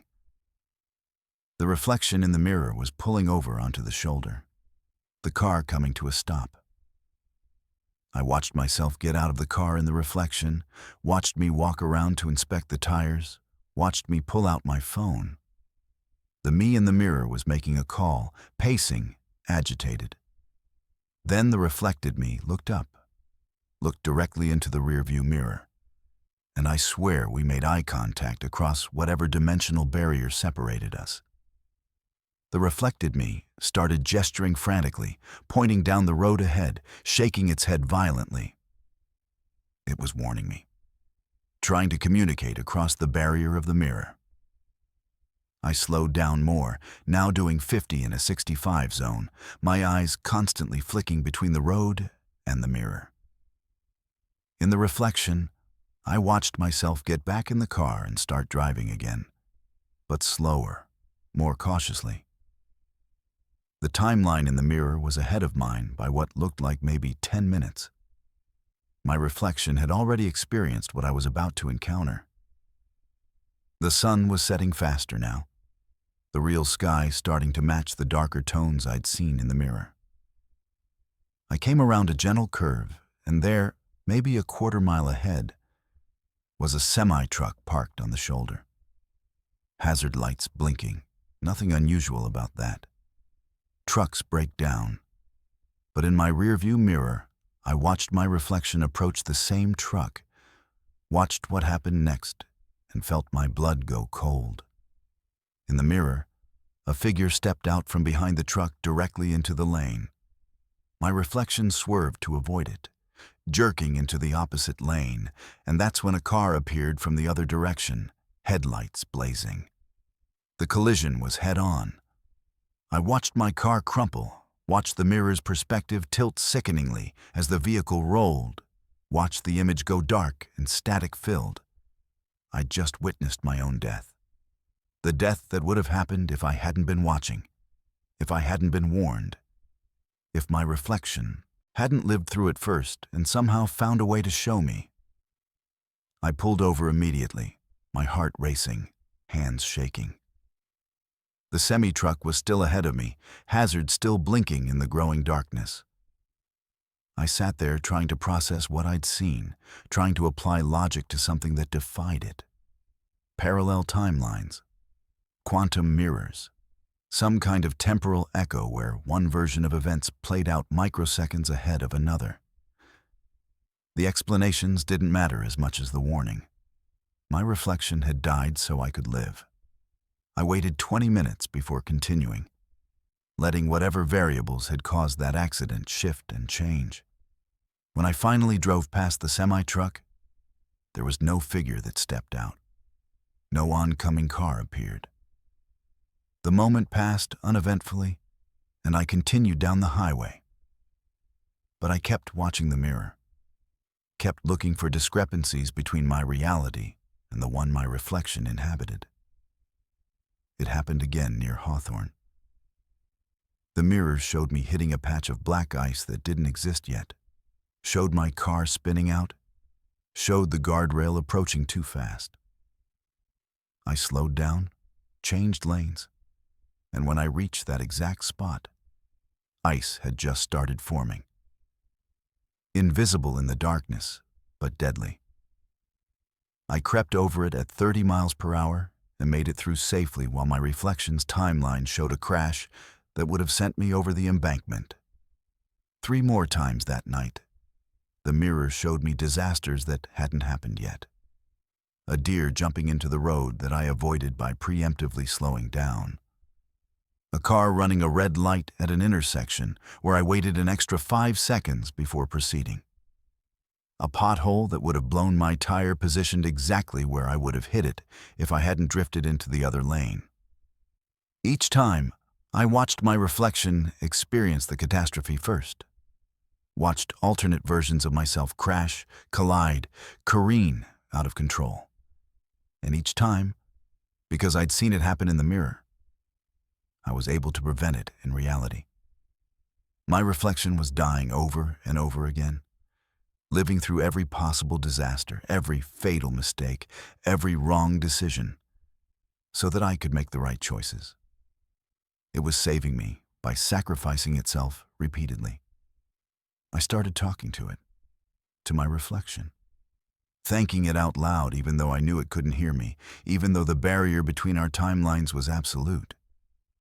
I watched it get more haggard with each near-death experience. Watched the toll of dying and resetting take its toll on a face that was mine, but also wasn't. It looked exhausted, traumatized. But it kept driving, kept showing me the wrong paths so I could find the right one. The worst part was wondering about the metaphysics of it. Was my reflection conscious? Was it experiencing each death fully, feeling the pain and terror before resetting? Or was it just a projection, a possibility calculator showing me outcomes without actually suffering through them? I didn't know, couldn't know. But I chose to believe it was aware, was making a choice to endure hell so I could avoid it. The least I could do was honor that sacrifice by paying attention.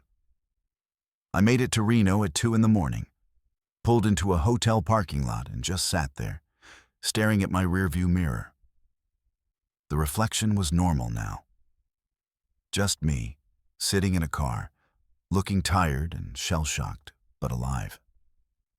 The alternate timeline had collapsed back into alignment with mine. Or maybe it had always been this way, and I'd just been seeing probabilities instead of actualities. I'd never know for sure. I checked into the hotel and went straight to the bathroom. Needing to see myself in a proper mirror, needing to confirm I was really here and whole. The person looking back at me in the mirror above the sink was me. Just me.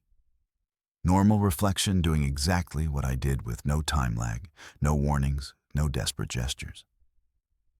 But just before I turned away, I could have sworn I saw it. The briefest flash of acknowledgement. My reflection's eyes meeting mine with understanding and what might have been relief. I don't drive that route anymore. I fly to Vegas if I need to go, take different highways if I have to drive. Because I don't know if the mirror phenomenon was a one-time thing or if it's waiting for me on that stretch of Nevada highway, ready to show me my deaths again. And I don't know if my reflection has a limited number of resets, a finite number of times it can die for me before it's used up, and the next death sticks. What I do know is that somewhere in the quantum foam of possibility, there's a version of me that didn't make it home that night. Multiple versions, actually. Versions that hit the tire tread and spun out. Versions that collided head-on with oncoming traffic. Versions that went over the guardrail or hit the deer or blew a tire at 70 miles per hour. Those versions died so I could live. My reflection showed me every wrong choice by making those choices itself, by suffering the consequences, by giving me the information I needed to survive. Sometimes I catch myself staring at mirrors a little too long, looking for discrepancies, waiting for warnings. I'm more careful when I drive now. always watching for the things my reflection might see before I do. And sometimes, late at night, I wonder if I'm the real version or if I'm the reflection, living in the mirror world, dying repeatedly to save another version of myself that doesn't even know I exist. The thought keeps me up sometimes, but mostly it makes me grateful. Grateful that something, somewhere, cared enough about my survival to die for it. Even if that something was just another version of me. Have you ever locked eyes with an animal and seen something looking back that understood exactly who you are? The leaves were at peak color when I drove through Vermont that October. The kind of autumn perfection that brings tourists from all over the world to photograph maple trees burning red and gold against impossibly blue skies. I'm a nature photographer myself, which is why I'd taken the back roads instead of the interstate, hunting for that perfect shot that would make my portfolio stand out. The two-lane highway wound through dense forest, occasionally opening up to reveal pastoral valleys and distant mountains. It was the kind of beautiful that makes you understand why people write poems about New England in fall. I'd been driving for about an hour without seeing another car when the deer appeared.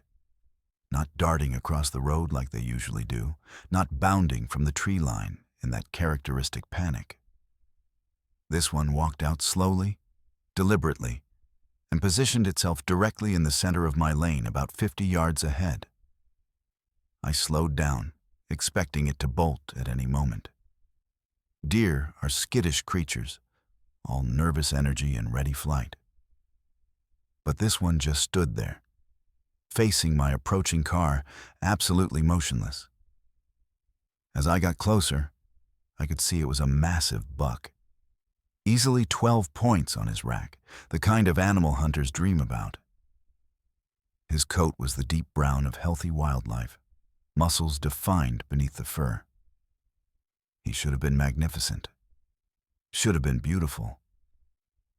But something about the way he stood there, the perfect stillness of him, made my skin crawl. I stopped the car about 20 feet away and waited. We stayed like that for maybe 30 seconds, locked in a stalemate before I finally honked the horn. Nothing. The deer didn't even flinch. I honked again, longer this time, the sound harsh and jarring in the peaceful forest. Still nothing. So I did what any reasonable person would do and started inching the car forward, assuming proximity would eventually trigger the deer's flight response. It didn't. I got within 10 feet before I finally stopped, unsettled in a way I couldn't articulate. That's when the deer's eyes found mine through the windshield, and I understood that something was catastrophically wrong. Animals don't look at you the way this deer was looking at me. There's a quality to animal eyes, even in intelligent species like dolphins or primates, that's fundamentally different from human eyes. A kind of presence without self-awareness, consciousness without introspection. But this deer was looking at me with human intelligence. No, not human. Something older. Something that had been thinking and planning and understanding long before humans walked upright. The recognition in those eyes was absolute and terrifying. More deer emerged from the forest. They came from both sides of the road, walking with that same deliberate slowness, that same wrong stillness. Does and fucks, young and old, all moving in perfect silence. No sound of hooves on pavement, no rustling in the underbrush. They simply appeared and took their positions, forming a circle around my car. I counted 12 of them, then 15. Then lost count as more kept coming. All of them standing motionless, all of them staring at me with those knowing eyes. My hands were locked on the steering wheel, my rational mind trying desperately to find an explanation that made sense. Rabies? No. Rabid animals are aggressive and erratic, not coordinated. Some kind of disease affecting their behavior? Maybe. But disease doesn't create intelligence where none existed, doesn't put human understanding into animal eyes. I reached slowly for my phone, thinking I'd call someone, wildlife services, or the police, or anyone. But before my fingers touched it, the buck took a step forward. The movement was economical, precise, nothing like the bouncing gait of a normal deer. He walked like something wearing a deer's body without fully understanding how it should move. Like bad CGI that's almost right, but exists just on the wrong side of the uncanny valley. He came to my driver's side window and lowered his head until his eyes were level with mine, separated only by the thin barrier of glass. Up close, I could see details I wished I couldn't. The pupils were wrong, shaped incorrectly, more like keyholes than the horizontal slits deer should have. And in their depths, something moved. Something that looked like smoke or shadow, or the suggestion of forms that defied geometry. I wanted to look away, but found I couldn't. The eye contact held me like a physical grip. And in that connection, I felt something probing at my mind. Not reading my thoughts exactly, more like testing the boundaries of my consciousness, seeing what I was made of, assessing whether I was a threat or an opportunity. It was the feeling of being evaluated by something so far beyond human intelligence that our entire species was little more than insects to it. Interesting perhaps, but ultimately insignificant. The buck exhaled, and his breath fogged the window. In the condensation, shapes appeared. Not random patterns, but deliberate images. I saw the forest from above, a bird's-eye view that swooped and soared. Saw the road cutting through it like a scar. Saw my car, a tiny metal beetle creeping through territory that had been wild for millennia before humans came with their asphalt and engines. Then the perspective shifted, and I was seeing history. The same forest, but different. Thicker, darker, untouched. I saw wolves hunting in coordinated packs. Saw birds migrating in formations that spelled words in languages that predated human speech. Saw bears standing upright and performing what looked like rituals. The images were being projected directly into my mind, using the condensation as a medium, and they told a story. This forest had been special once, had been a place where the boundary between the animal world and something else grew thin. The native peoples who'd lived here knew it, respected it, left offerings and prayers. But that knowledge had been lost, paved over, forgotten. And now something old was waking up. Something that had slept in the deep places of the forest and in the collective unconscious of every animal that lived within its borders. It was wearing them. The deer, the birds I could now see gathering in the trees, the smaller creatures I sensed watching from the underbrush. It was puppeting them, using their bodies as extensions of itself. And it was deciding what to do about the humans who kept cutting through its territory in their metal machines, deaf and blind to the ancient rhythms that governed this place. The buck pulled back, and the images faded from the window. I could move again, could breathe, though I hadn't realized I'd stopped. The circle of deer remained, their bodies still arranged in perfect symmetry around my car. Then, in a movement so synchronized it had to be orchestrated by a single controlling intelligence, they all tilted their heads at the same angle.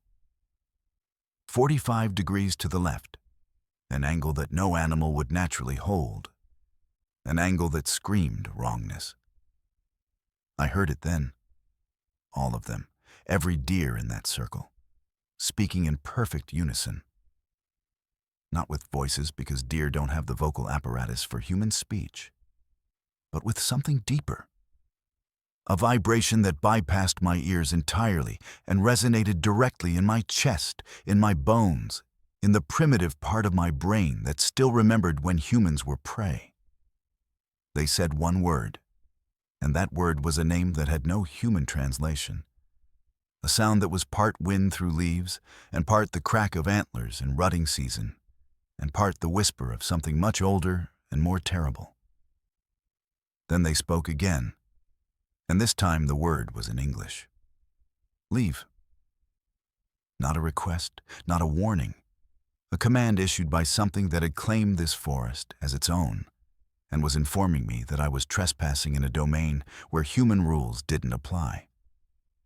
Leave and do not return. Tell others. This road closes at sunset. These woods wake at night. We are remembering what we were before you made us small. The circle parted. A pathway opened directly ahead, deer stepping aside in perfect coordination. I didn't need to be told twice. My foot found the accelerator and I drove. Slowly at first and then faster, watching in my rearview mirror as the deer reformed their circle in the road behind me. Watching until distance and a curve in the highway took them from view.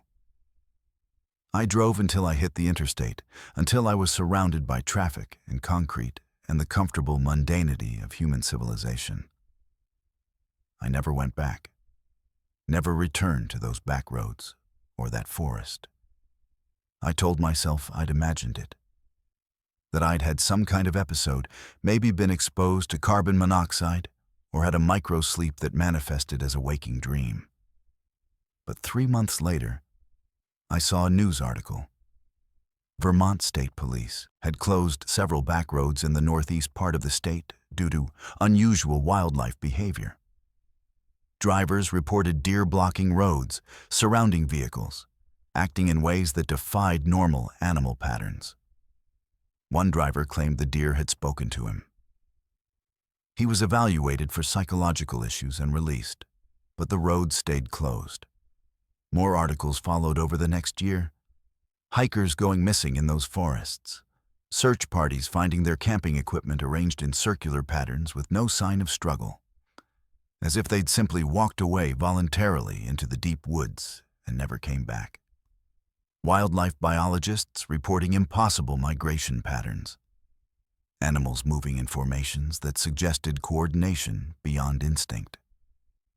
And always, the reports came from the same region, spreading slowly outward from the stretch of highway where I'd encountered the deer.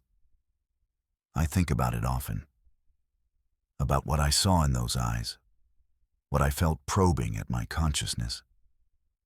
I think about the images it showed me, the history of a forest that had been more than just trees and animals, that had been a thin place where something ancient could reach through. And I think about what it said. We are remembering what we were before you made us small.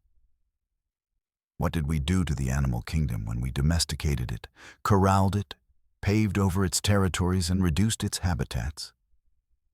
Did we diminish something more than just population numbers? Did we force something vast and incomprehensible to compress itself into smaller and smaller vessels until it was fragmented and weak?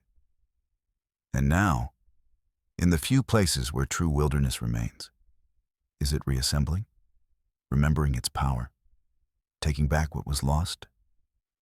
I don't have answers. What I have is a memory of deer that moved like puppets on strings, eyes that held ancient intelligence, and the bone-deep certainty that we share this planet with something we've forgotten how to recognize. The forests remember, even if we don't. And in Vermont, on certain back roads that no longer appear on GPS maps, the deer are still standing in circles, still blocking the path, still delivering their message to anyone foolish enough to drive through after dark. Leave.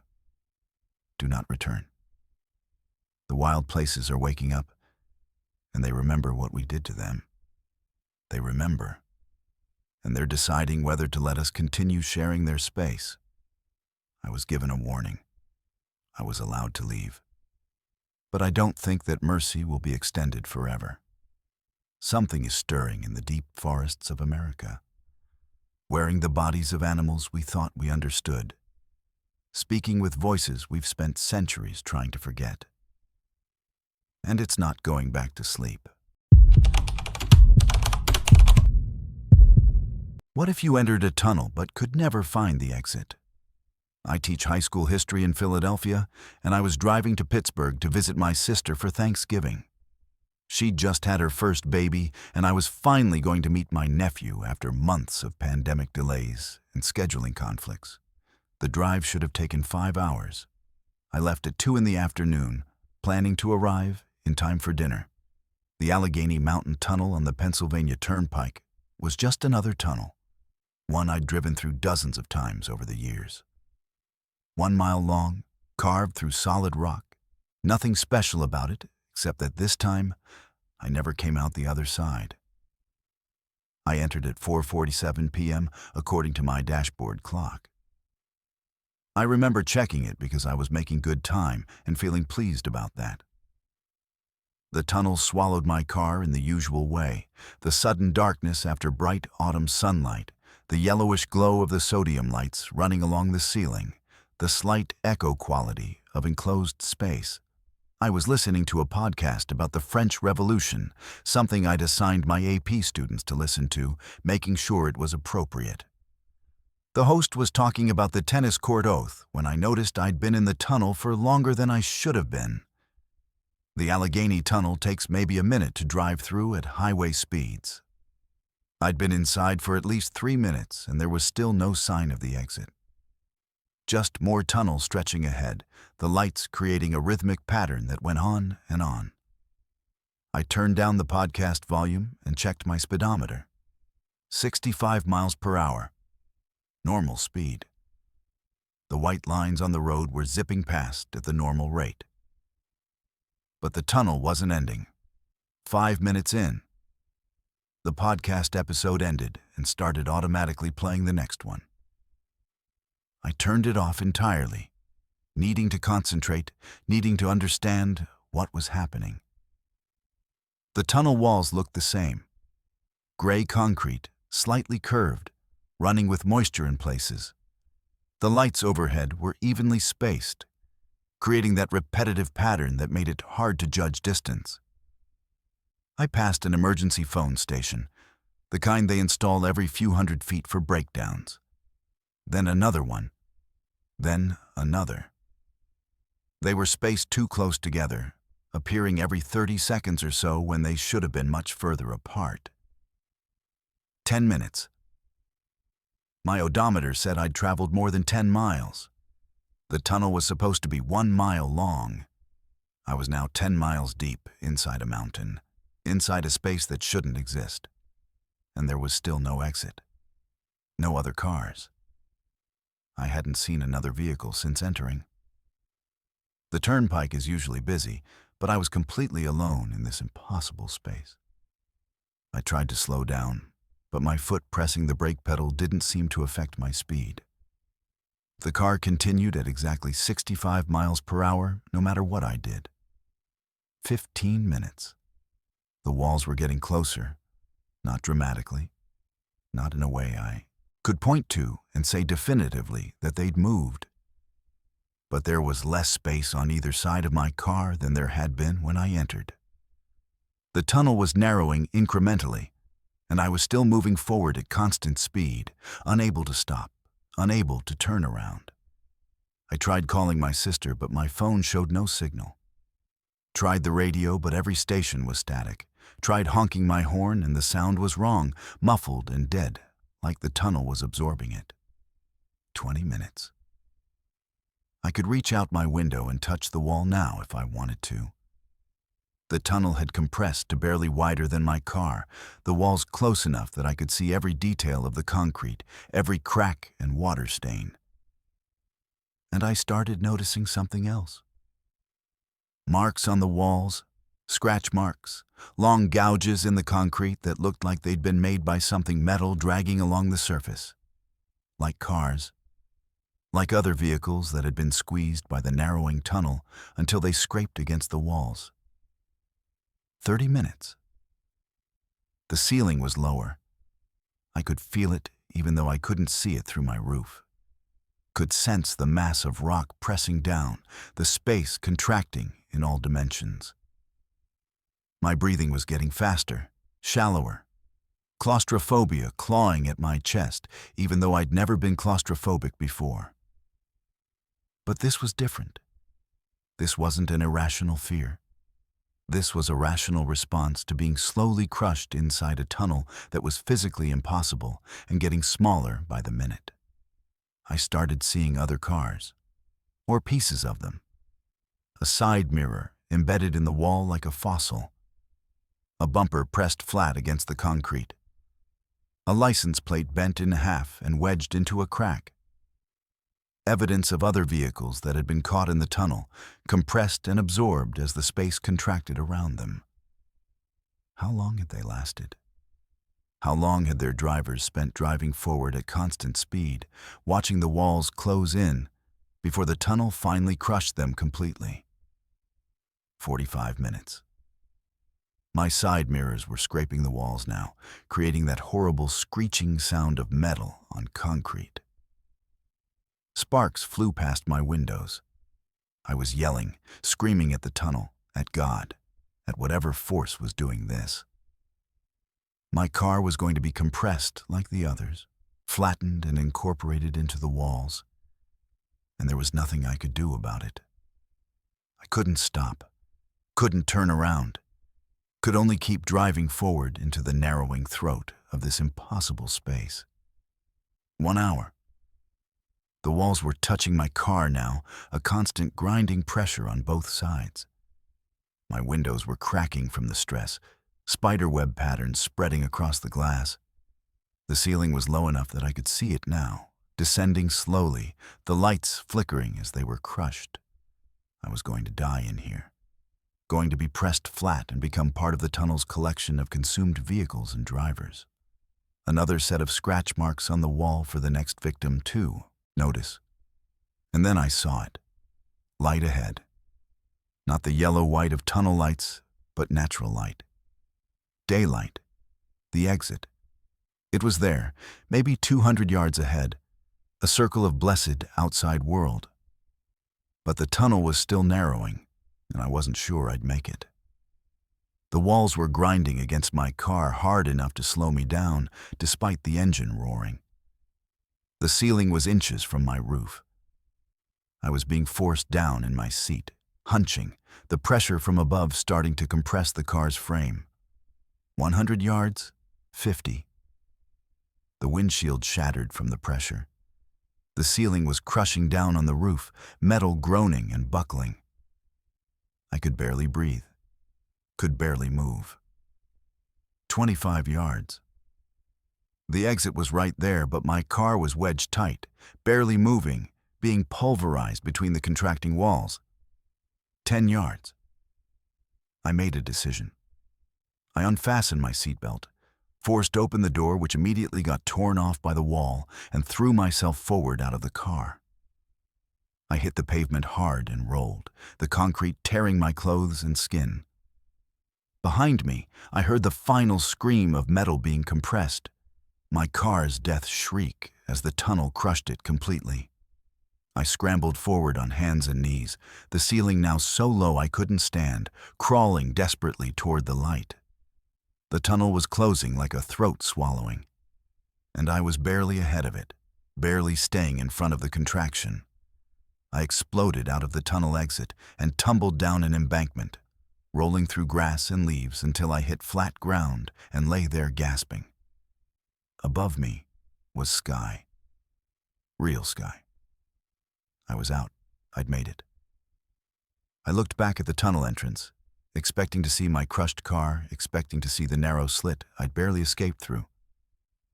But the tunnel looked normal, full width. Cars were emerging from it at regular intervals, drivers completely unaware of anything wrong. And I realized they'd driven through the real tunnel, the normal 1-mile passage that existed in their reality. I'd been in something else. Some adjacent version of the tunnel that existed in the spaces between, a predatory pocket dimension that occasionally captured vehicles and compressed them slowly while their drivers experienced subjective hours in what was objectively only a minute or two. My sister called while I was sitting there in the grass, asking where I was, saying I was late. I checked my phone. It was 4:52 p.m. 5 minutes had passed in the outside world. 5 minutes while I'd spent an hour being slowly crushed. I never made it to Pittsburgh that Thanksgiving. I was treated for shock and minor injuries at a nearby hospital, told police an incoherent story about my car being in the tunnel, watched them search and find nothing. My car was simply gone, erased from existence or crushed into molecular paste in some parallel dimension. Insurance called it theft since there was no wreckage. I didn't argue. I don't drive anymore. Can't. The thought of entering any tunnel sends me into panic attacks. I sold my sister's baby gift online and mailed it to her, apologizing for missing the visit. I take trains now when I have to travel, and I always research the route first to make sure there are no long tunnels. Because I know the truth. The Allegheny Tunnel isn't the only one. There are others. Passages that sometimes shift, that sometimes open into spaces they shouldn't contain, that sometimes swallow vehicles and compress them slowly while time dilates and reality bends. And I know that somewhere, in the walls of the Allegheny Mountain Tunnel, there are pieces of my car pressed flat like fossils. And scratched into the concrete next to them, if you could see it, if you could access that parallel space, there are the marks I made with my keys as the walls closed in. Just one word, carved desperately as a warning to whoever comes next. Run. What if every radio station started broadcasting your name with instructions only you could hear? My name is Rachel Torres, and I work night shifts as an EMT in Albuquerque. I'm used to the weird hours, the empty roads, the loneliness of driving through the city when everyone else is asleep. That's what I was doing at 2:30 in the morning, heading home after a 12-hour shift that had been relatively quiet, listening to late-night radio to keep myself company. The DJ was taking calls about conspiracy theories, people phoning in with stories about UFOs over the desert and government experiments. Standard late-night talk radio stuff. I was only half listening, tired and ready for bed, when every station cut to the same broadcast. I noticed it when the conspiracy show suddenly went silent mid-sentence. Just dead air for about 3 seconds. Then a new voice. Female, calm, professional, like a news anchor. I figured it was an emergency alert, maybe an amber alert or severe weather warning. But then the voice said my name. Rachel Marie Torres, this message is for you. If you are hearing this, you need to listen very carefully because your life depends on the next 60 seconds. I jerked upright in my seat, suddenly very awake. My hands tightened on the wheel and I turned up the volume. This had to be a prank. Some elaborate joke by my co-workers who knew my route home and had somehow hacked into the radio station. But the voice continued, and it knew things it shouldn't know. You are currently driving southbound on San Mateo Boulevard, approaching the intersection with Gibson. Your vehicle is a 2019 blue Honda CR-V, license plate 847JMK. There is a protein bar wrapper on your passenger seat, and your phone is at 43% battery. This is not a joke, Rachel. This is a warning. I looked at my phone. 43%. I looked at the passenger seat. Protein bar wrapper from dinner 6 hours ago. The intersection ahead was Gibson, exactly where the voice said. My heart was pounding now, adrenaline flooding my system the way it does when dispatch sends us to a critical call. I changed the station, punching buttons randomly. Every single one was broadcasting the same message. News, music, talk radio, Spanish language stations. All of them had the same woman's voice, speaking in perfect English, saying my name. Do not go home, Rachel. If you continue on your current route, you will be dead in 17 minutes. There is a gas leak in your apartment building that will ignite at 2:51 a.m. The explosion will kill you and 14 other residents. You need to turn around right now, drive to the nearest fire station, and report the leak. You are the only person who can prevent this because you are the only person receiving this warning. I should have been skeptical. Should have thought this was some kind of elaborate scam or psychological manipulation. But I'm an EMT. I'm trained to assess threats quickly and act on limited information. And something about the voice, the specificity of the details, the absolute certainty in its tone, made me believe. I took the next right turn, pulled a U-turn in a parking lot, and headed toward Station 16, which I knew was only 5 blocks away. The voice on the radio continued. Good. You're listening. You're adapting. That's why this works. The explosion happens because a resident on the 3rd floor leaves a burner on while falling asleep after taking sleep medication. The gas builds up slowly. At 2:51, the refrigerator compressor cycles on, creates a spark, and ignites the accumulated gas. The entire 3rd floor explodes. You live on the 4th floor directly above. You never wake up. I was driving faster now, running a red light because the streets were empty, my mind racing almost as fast as my car. Who are you? I said out loud, knowing the radio couldn't hear me but needing to ask anyway. How do you know this? How are you broadcasting on every station? The voice answered like it could hear me, and that's when I realized this wasn't a normal broadcast at all. I am you, Rachel. I am you from 3 hours in the future. At 6 a.m., you will wake up in a hospital bed. You will have traveled backward in time by 3 hours and 23 minutes, and you will commandeer the emergency broadcast system to send this message to your past self. This is a causality loop. You are saved because I warn you, and I warn you because you are saved. The timeline is already changing.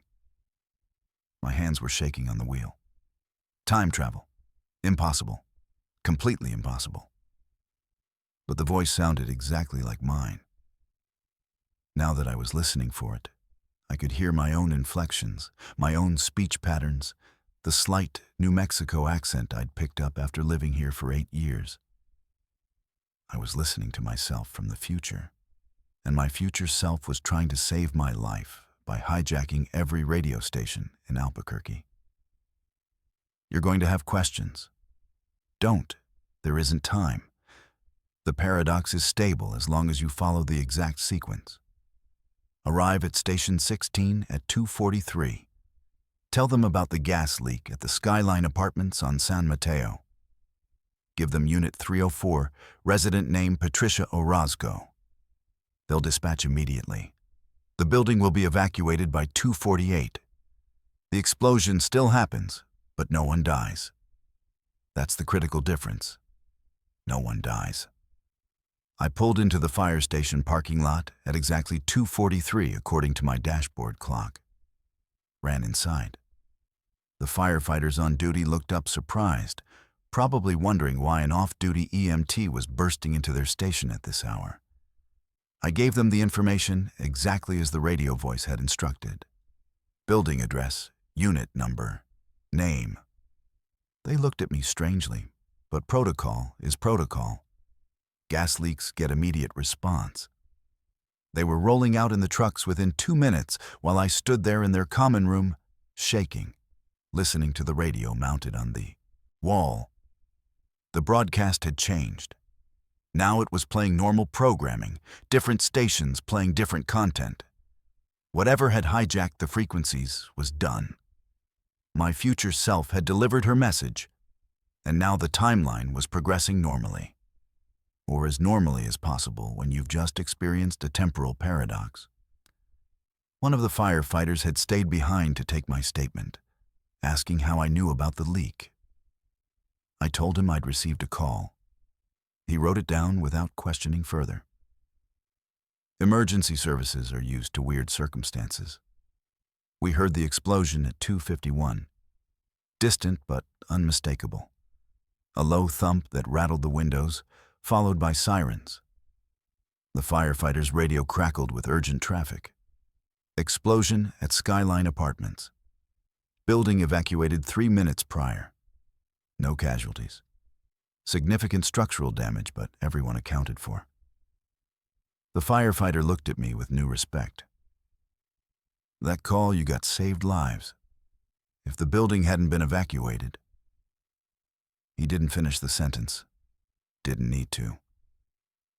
I went home with him in the truck, watched from a safe distance as my apartment building burned, the entire 3rd and 4th floors gutted by the explosion and subsequent fire.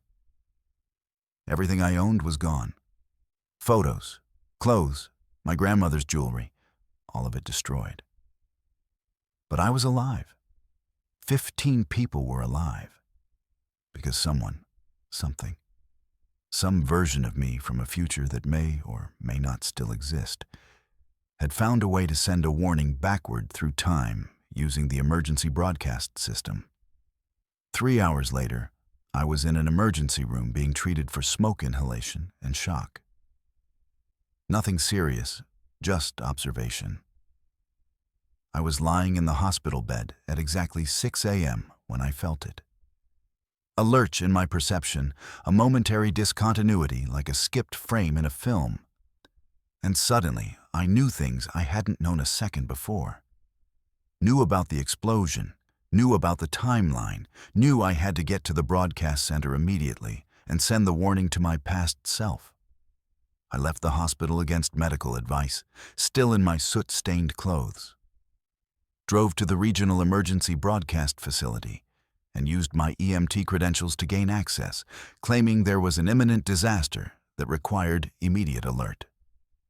The technician on duty tried to stop me, but I knew exactly which controls to use, which frequency to commandeer, which codes to enter. 3 hours ago, I hadn't known any of this. But now I did, because the timeline had looped and the information had been transferred backward, and I was fulfilling my role in the paradox. I recorded the message. Spoke to my past self with absolute certainty because I remembered receiving it now, remembered every word I'd heard on the radio. The causality loop was stable. I warned myself. My past self acted on the warning. The explosion happened, but no one died. And I traveled backward in time by whatever mechanism the universe uses to resolve temporal paradoxes. The technician called security, but I was done by the time they arrived. The message had been sent. The loop was closed. They arrested me. Federal charges for hijacking the emergency broadcast system. I spent 3 months in detention waiting for trial, and then the charges were quietly dropped. Someone high up in government, someone who understood what had really happened, made it go away. I received a visit from a woman in a plain suit who showed no identification, but asked very specific questions about temporal mechanics and causality loops. She told me I was the 7th documented case of spontaneous time displacement in the past 14 months. She told me the phenomenon was accelerating. I don't know what it means. Don't know if time is breaking down or if humanity is evolving some kind of temporal awareness. What I know is that I died in an explosion and then I didn't, because information traveled backward and changed the outcome. I saved myself by warning myself. And the paradox is stable because both events exist in a quantum superposition of happened and didn't happen. I'm still an EMT. Still work night shifts. Still drive empty roads listening to late-night radio. But now I listen more carefully. Listen for messages that shouldn't exist. Listen for voices that sound like mine or like someone else who's discovered that time isn't as fixed as we think. Because if it happened to me, it's happening to others. And maybe that's why I'm telling you this story. Maybe somewhere, somewhen, you need to hear it. The highway holds more than physical dangers. It's a place where reality thins, where impossible things leak through, where time can fold back on itself and create loops that save lives or end them. Pay attention to the warnings. Trust the impossible when it speaks your name. And if you hear your own voice on the radio telling you to change course, listen. Because you might be saving your own life from 3 hours in the future. If these stories have awakened something in you, that electric awareness that reality is stranger than we admit, then subscribe to Verified Fears. Hit that like button because facing the unknown together makes us stronger.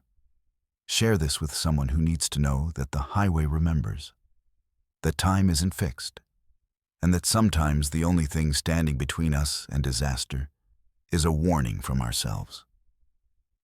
The road is calling. Let's travel it together and discover what other impossibilities are waiting in the dark.